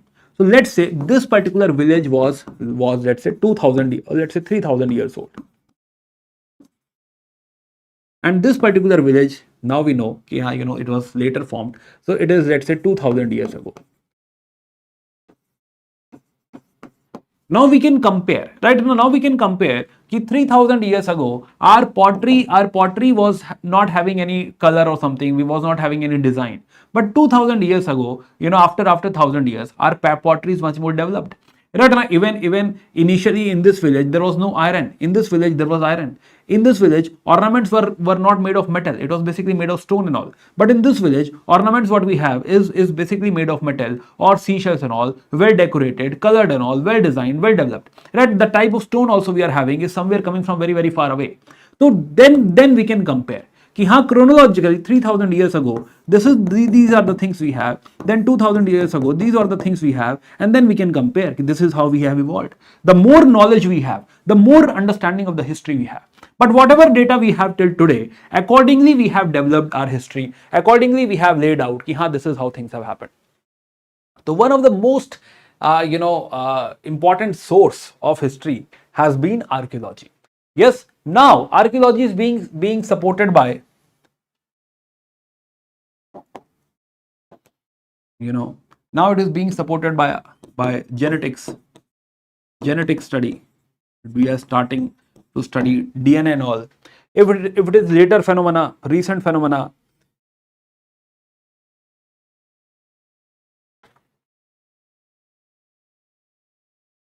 yeah, then if it is recent phenomena, recent bole to in last 40,000 years, then even linguists, those who have expertise of language, even they help us know what all things have happened. So one thing, the most important source of history is archaeology, supported by genetics, genetic study, linguistics and all. Yeah, and one of the important source. But another important source, which is like very important source for us,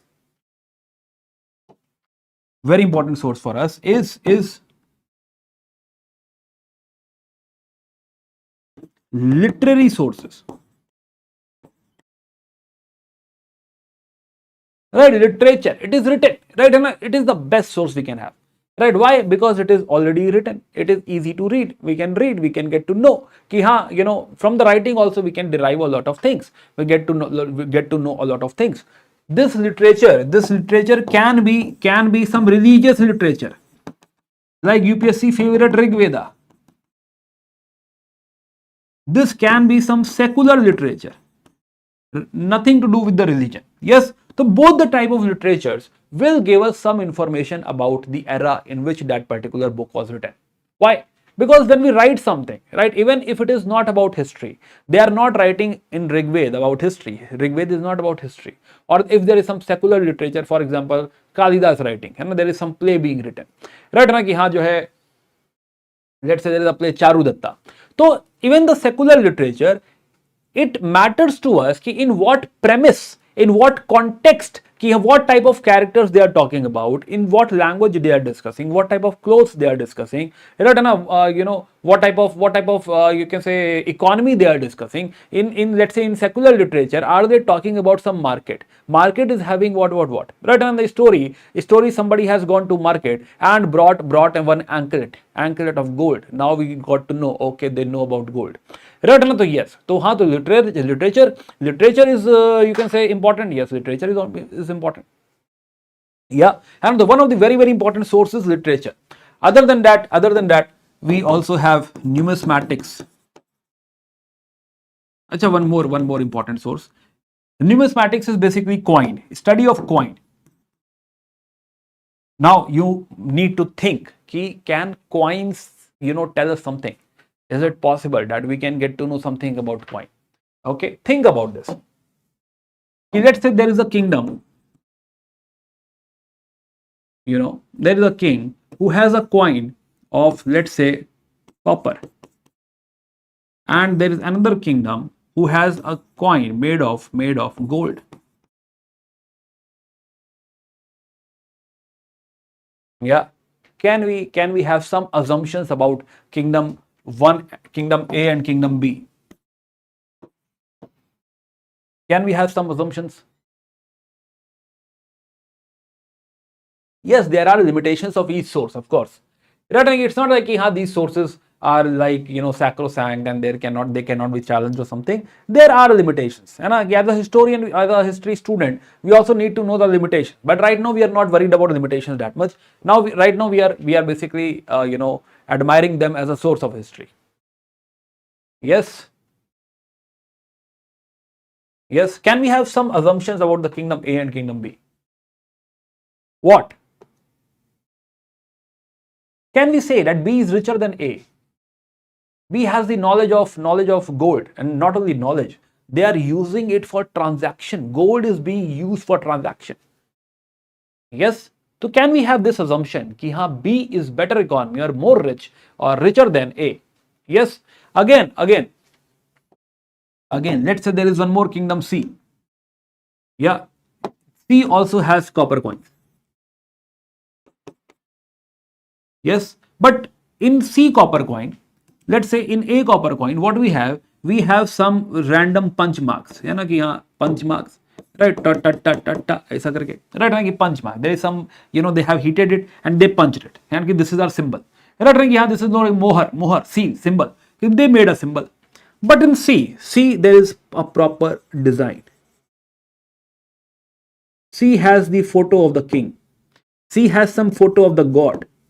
Like that. C has written the name of the king. C has written the year of the manufacturing of the coin. Like that. Can we have some assumption about the era of C and the era of A? Yes. Though both are of copper only, but still we realize C has much more evolved technology. They don't just punch their coin, right? They have this technique of making design on that particular coin. More developed, more civilized? Yes, we already have that assumption. Maybe it is not. Maybe there are limitations, right? I think maybe it is, this coin is from somewhere else, right? I'm just saying. But understand, even coin tells us, gives us so much information about the technology, about the religion. Even coin is having a photo of the god. If coin is having photo of God, that means what? If let's say coin has Bhagwan Shiv on it, what does it mean?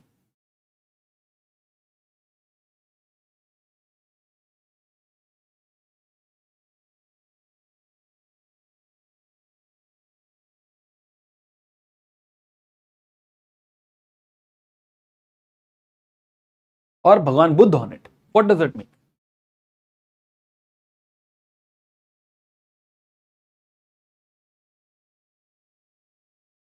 Yeah.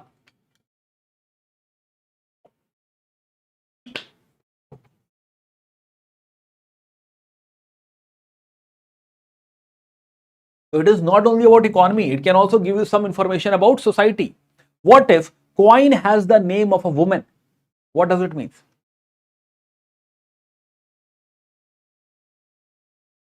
If king is talking, if the coin talks about God, it means the king wants to show that I also revere to this particular religion, particular God, so that the follower of the religions should follow me, should support me, because we are of the same religion, we follow same God. नहीं, something like modern phenomenon only.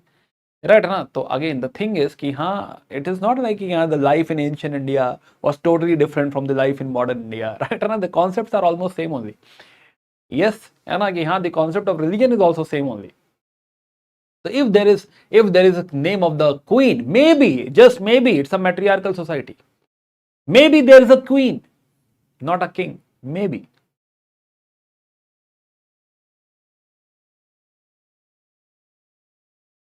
Are you getting a point? So even the coin can tell you a lot of things. Yes. Okay. Again, coming back. So coin is also a source of knowledge. Then one more I'm adding is inscriptions. Kings issue a lot of orders. They write on the stones or something. Even that we have today, on the copper plates we have. So that gives us again similar thing. Ki, whatever king has written, right? It will give us information in multiple dimensions. It is also not only administrative. It can tell us something about religion, something about society, something about economy. Right? So that also information we'll have from the king's inscription. Yes. Okay. So again, so these are the source of history which we will use, which are being used as a student of history, as a teacher of history, whatever.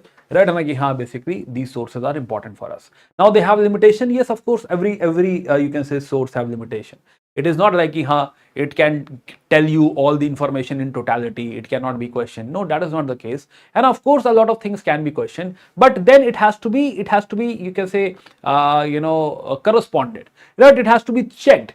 Something which is being said in the literary source, can this be verified by archaeology? Can this be verified by the other books? If this is a religious literary source, can this be verified by a secular literary source? Can this be verified by numismatics or something? So if we can verify from the other sources and all, right, that will be a better way to say it. And again, it all has limitations, but still we will try to roughly figure out what is happening in history. Right? So yes. So we understood what can be the sources of history. Right? Now we are going to investigate, but what will be our weapon? Yeah. Then a lot of foreign accounts. Some foreigners came, they wrote something. Right? Now that is also a very important source of history. Why the foreign account is important source of history? Why? Why? My friend, why? Foreign accounts are the important source of history. Why?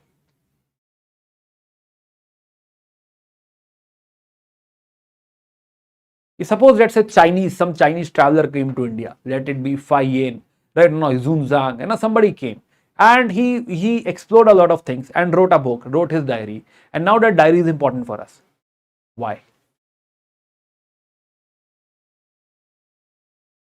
They would be less biased. Very well said. Because they will not be, they are basically a third party, right? Somebody has come, a very, very neutral view about the society, religion and all. Right? So that is a less biased view. Of course, there is a biasness. There is one biasness. Is what? He will be looking at things comparing from his own country. That biasness he has. Right? That's the biasness of, basically you can say, that is his systemic bias. His system is like that. But in India, he will not, be biased against anything.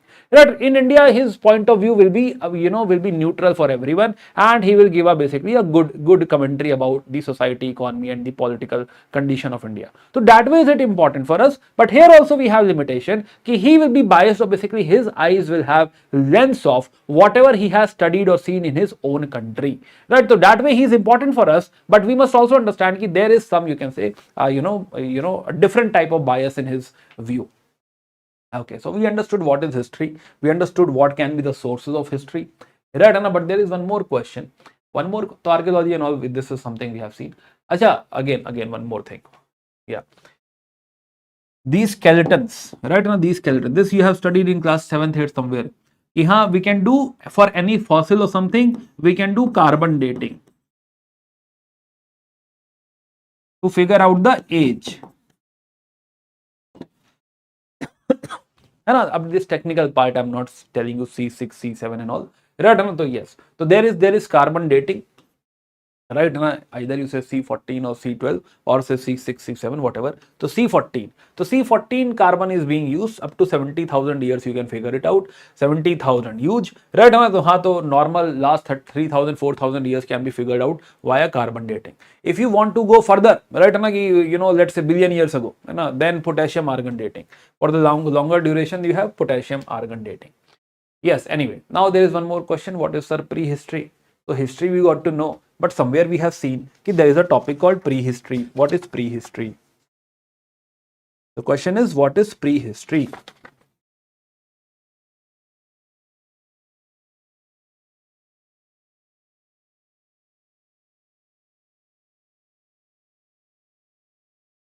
Yeah, what is prehistory? Now, prehistory. So there is a term called history and then there is prehistory. How to distinguish them? So we realize that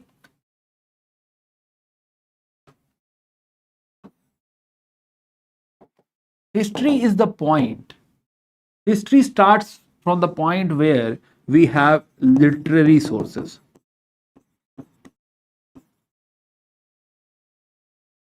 Yes, from wherever we start to have literary sources, something is written, we say that from here the actual history starts. Yes, है ना कि हाँ जो है, now we have literary sources, so we have written evidences or literary sources or inscriptions and all. So from here our history starts. So this is history. Whatever era before this point we have, right? So this is actually history. Whatever time we have before, you can say this point where the literary sources will start, that is called as prehistory. Yes, prehistory. So prehistory is कि we don't have any literary sources. So now tell me, what will be the major source of history in prehistory? So major source of study. What will be our sources? Tell me.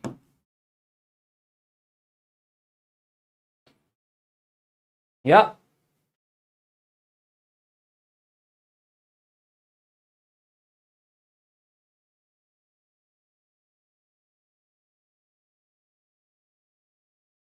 What are the sources?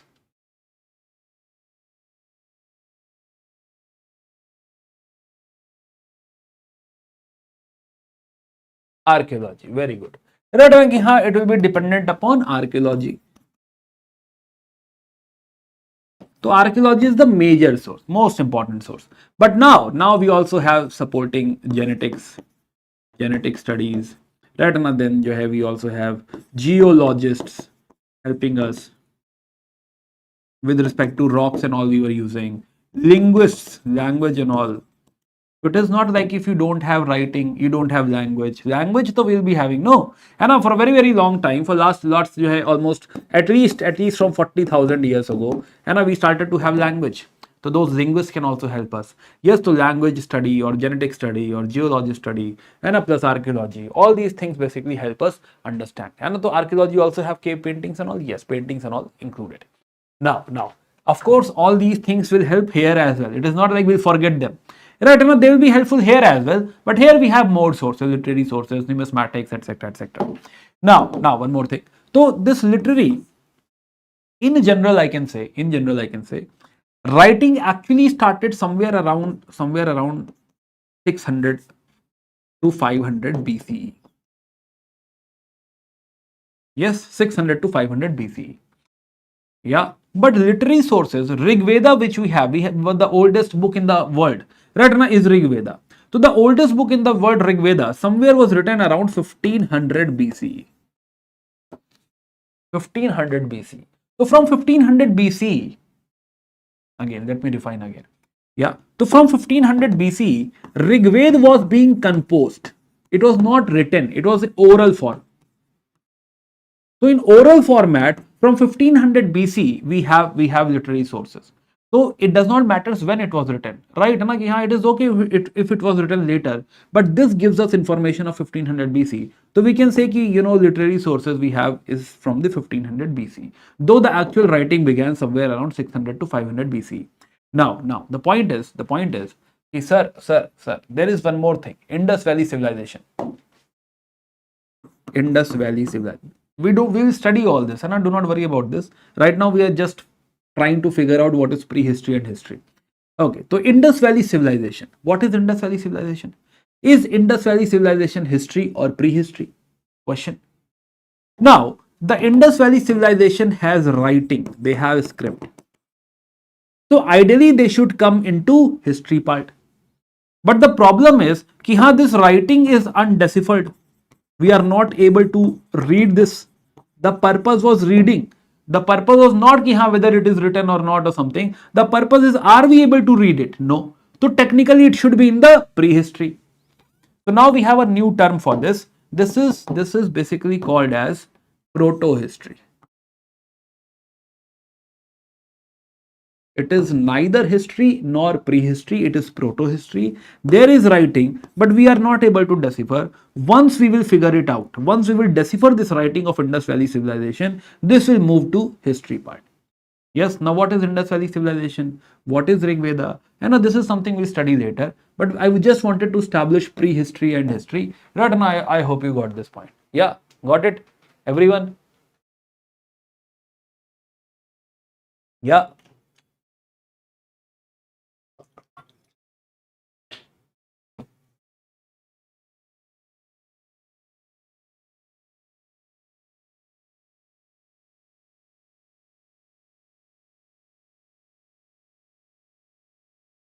Yes or no?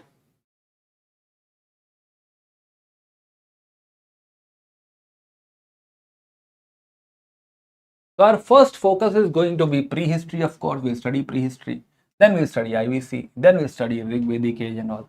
Gradually we'll move.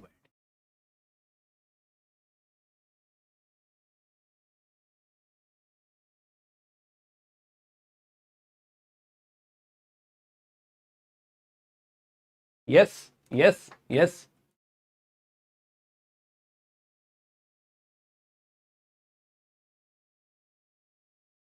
Yeah.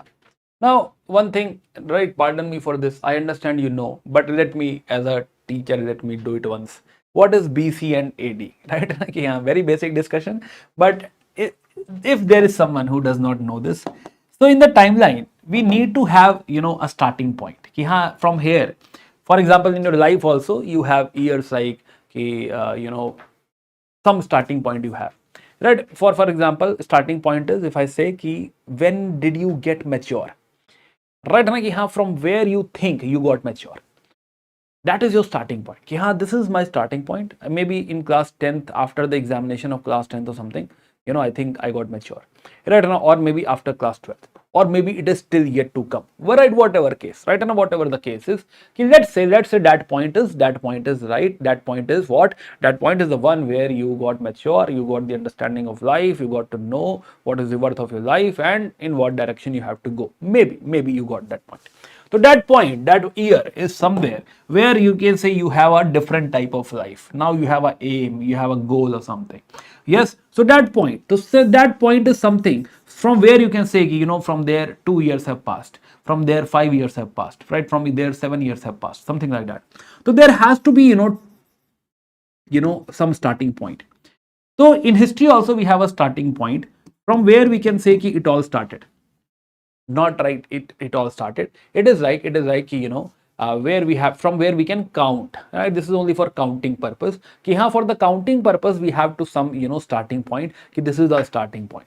So in history what we have, because initially history as a discipline grew in Europe, right? So this, the version we are following is European version. So this t equals to 1. Ki, that first year is the point where Jesus Christ was born.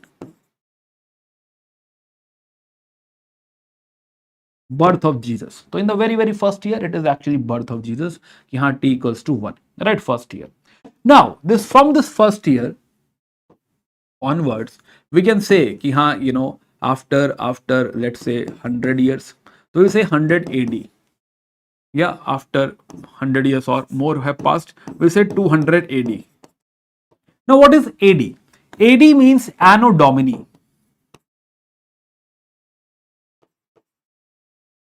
It means in the year of the Lord, right? In the year of Jesus Christ, in the era of the Lord. So in the era of the Lord. Yeah, Anno Domini. Today what it is? Today is 2025, 26, sorry, 2026 AD. Yes, AD. Simple, very simple. So now we have a scale, we have a timeline, we have a scale, and now we can put things over it where something happened in 200 AD, something happened in 300 AD. Otherwise, it would be very very tough. From today 1800 years ago, right? Does not make sense. Right? Something like that. Now we have a scale, 100 AD, 200 AD. Now before this we say it is before Christ, and it will be in the reverse format. Reverse format bole to कि 100 years before Christ to 100 BC, 200 years before Christ to 200 BC, 100 years before 1000 years before Christ to 1000 BC, and 10,000 years before Christ to 10,000 BCE. So initially this scale was formed, but later on in the recent years it was like history is a secular subject, and it's a secular subject. Why are we talking about in the era of the Lord? Right? It should not have religious connotation, it would not have this God connotation. So we need to change this. So history as a discipline decided no, we should not have this, we need to change. And recently what happened, it got changed into we will not call BC as BC, we'll call them as BCE. 100 BCE, 1000 BCE, 200 BCE. So BCE. So it is basically before Common Era. My bad, I should have told you that first. But anyway, so BCE. And this era will be called as Common Era. In the era we are living right now, so it will be called as Common Era. Instead of 2026 AD, we will say 2026 CE. So this became CE. And then this became before Common Era. So BCE, BCE, BCE. All this will be 100 BCE, right? On a BCE. So this is the format. This is the secular format which we use today. Instead of BC and AD, we use BCE and CE. Now, can we use both? Yes, we can use both, right? And again, in other history, you can say either history professors or history teachers or history students. For them, both are equally okay, because in books you find both. But preferable is the new one, right? Preferable is ki you should use BCE and CE. Reason, it is secular in nature, and you're writing as far as possible. So from the very very first day, you make this habit ki instead of writing AD you write CE, instead of writing BC you write BCE. If it is there in your habit, then automatically it will be there in your answer writing as well. Yes, Indians get to know this is modern phenomena, right? In modern India, because we are following British style of education. Right now, we're still following that. We are still, today we are discussing all this in English, not in Indian language. Right now, we are basically dependent upon the whole European system. So yes, that is how we still use this CE and BC. Do we have Indian calendar? Yes, but you and me both will not be able to understand that. Right? Then it is different. This Saka Samvat or जो है ये Vikram Samvat. We have Indian calendars as well, other version of the calendars as well, but we don't relate to it because we don't usually use it. Are all the calendars, whatever date and days we know, is all European in nature. Right? That's all. That's how we were born, or that's how we have grown. Right? So we relate to that only. Right? It's unfortunate, but yes. T equals to 1 is AD. Yes, correct. It all started in AD only. Because here this is era of Christ, है ना, तो AD. There is no T equals to 0. 0 is not there. It is T equals to 1. There is no 0 here or something.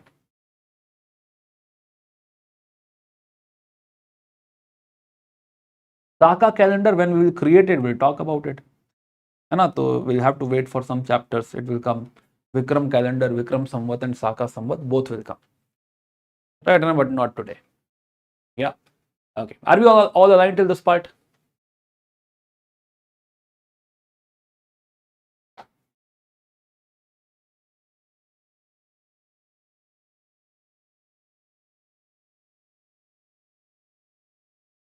Okay.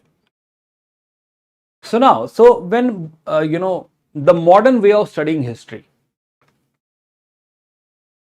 yeah, the modern way of studying history, or the systematic modern approach of study of history, it started with the Britishers only. Yes, है ना कि हाँ, they are the one who basically came in and started in the way we study in the modern era.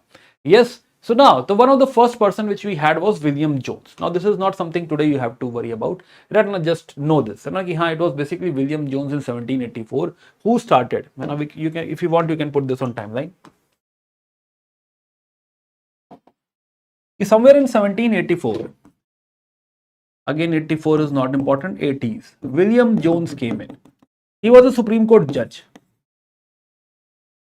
but he was an expert of languages, and he started to study Sanskrit. And when he studied Sanskrit, he realized that there is a lot of commonality between Sanskrit and English and Latin and European languages.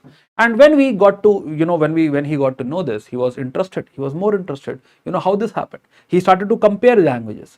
So for the very, very first time, he was the one who said कि Aryans came to India and Europe. Right now, so he was the one who basically gave us this Aryans theory. Right now, this Aryan migration theory, Aryan theory. He was the one who basically stated this, who basically started to say this. Yes, so in 1780s, we started to have some discussion like this. Now, again in 1830s, so gradually there were a lot of Britishers who were interested into, you can say, investigating into history. One of them was James Princeps, who basically liked our culture, our literature, our inscriptions and all. And he is the one who deciphered Brahmi script. Right, na Brahmi plus Kharoshthi and all. So the ancient scripts were deciphered by James Princeps. But this is not archaeology yet, because he was referring to Sanskrit language. He was referring to inscriptions. So they are two, you can say, the earliest. Yeah, they are the two earliest, you can say, Britishers who were involved into our historical investigation, but not into prehistory. The discussion of prehistory started somewhere in 1860s. 1860s, we started to have some discoveries.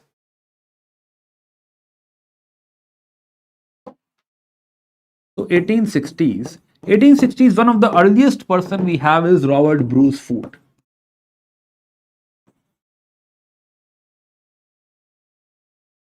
Robert Bruce Foote. What happened? Ki haan, in parade ground, somewhere their army parade was happening, right? And what happened? Ki he found, yeah, he's an officer in Geological Survey of India, right? So what he found? Ki there was some, parade ground, army parade, and all was happening, and he saw that there is some stone lying. Yeah, and like there is some stone, and he realized this is not a natural stone. There is some artificial work over it. Something is wrong with it. So he basically, picked it up, and he realized that this is a hand axe.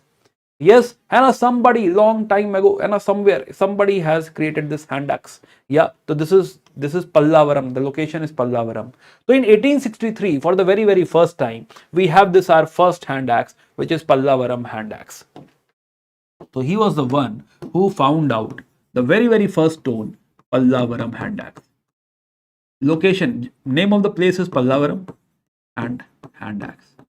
And then there were more discoveries nearby, and in South India only. There were more discoveries. Large, prehistoric sites and all were found. Another important site is Athiram Pakkam.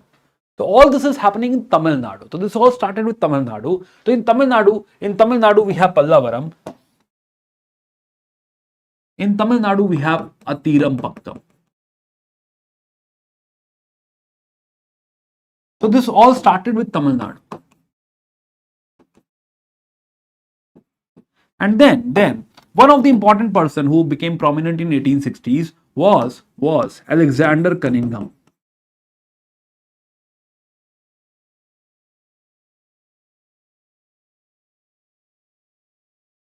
Basically, he is called as father of archaeology in India. And he is the one. And this another person, Alexander Cunningham. So he is father of Indian archaeology. He is the one who basically systematically started excavating. A lot of excavations were done, and we gradually, began to have a lot of information. Later on in 1871 somewhere, there was a department which is Department of Archaeology, and he became the Director General of the Department of Archaeology. So from Alexander Cunningham, this archaeology thing started. This Archaeological Survey of India, ASI, started. He was the first DG, ASI. From here, this Archaeological Survey of India started, and he is called as father of Indian archaeology. He was the first Director General of Archaeological Survey of India. So now what we have? Now we have a proper body, a proper institute who will keep on investigating. We will have keep on having more information, more knowledge about our you can say Indian prehistory. Yes, then there will be more DGs. So now from here you will have to read. Right, and this is your homework now. So there are more DGs. Again, this is a fact. You don't have to mug up today. Just give it a reading. Right, and there is James Burgess, then John Marshall, then Dayaram Sahani will be there in 1930s and all. Right, later on, there is one more important person, Mortimer Wheeler. Yellow ones are important. Rest just give it a reading. Yeah, then meanwhile we started to have a lot of discoveries, right? James Burgess discovered a lot of things. Right, na, give it a reading, whatever they have discovered. We'll study all these things, right? Na? So just today, just get to know the name of the archaeologist and see what all discoveries or what all things they have excavated. Yeah, then a lot of discoveries started to happen in Vijayanagar Empire, Robert Sewell, A.H. Longhurst, Alexander Rhea. Right, so these are the important excavators who basically found this out, and we started to have a lot of data, a lot of information. And finally, the Indus Valley civilization. In 1920s, one of the biggest discovery is IVC.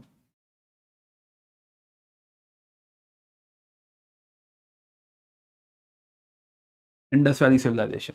Yes, so gradually we started to have all these you can say excavation and all, and we started to have a lot of these informations. So from prehistoric India, we'll start tomorrow. So now we have these excavators. We know what are the sources. We know how we came to India. Right, and all these things we have built up now. Right, and again think about this. Let's summarize.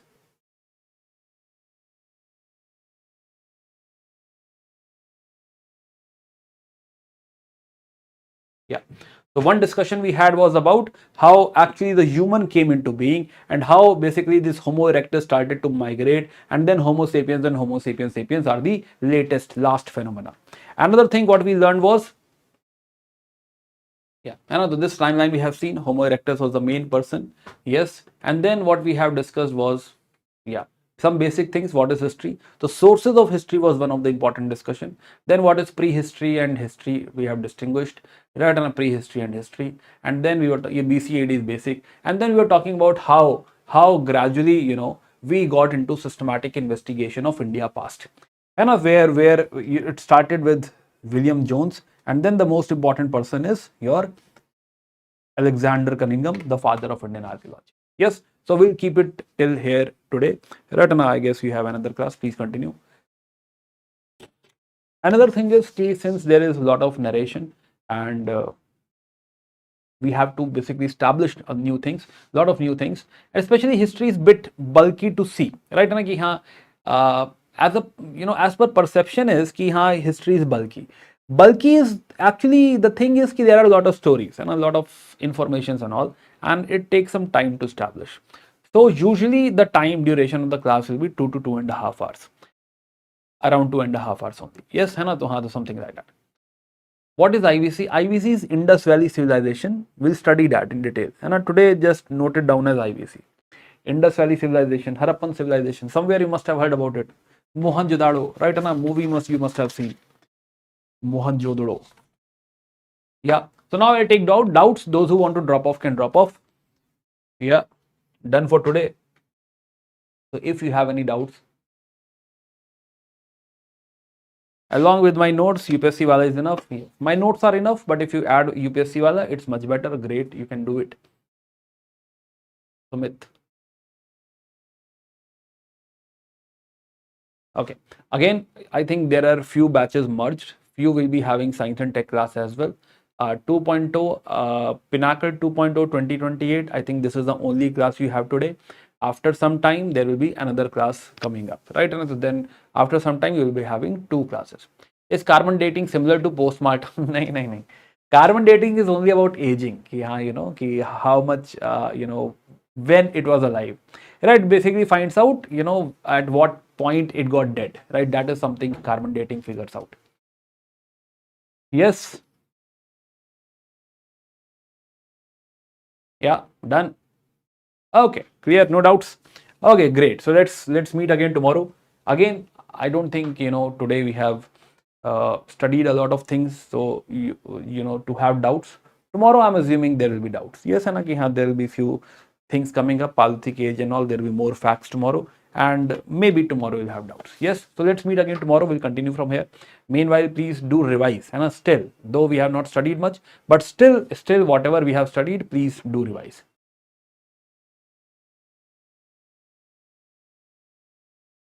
Current affair of the latest exhibition, do we have to prepare notes separately? Srinath, it will be like, yes, you can do it separately as well. A lot of things I'll discuss in the class only, ki if there is some new excavation, etc. So there will be current affair incorporation in the classes as well. But yes, there will be like a number of things. So while reading Manthan and all, please do study Manthan in the month on the monthly basis, and there also you'll get all the excavation and everything. Sir, isn't 9 too early? So it is too early for me as well, but it is fine, right? And that is the only spot available. So yes, so we'll go ahead with 9 only. Yes, okay. Anything else?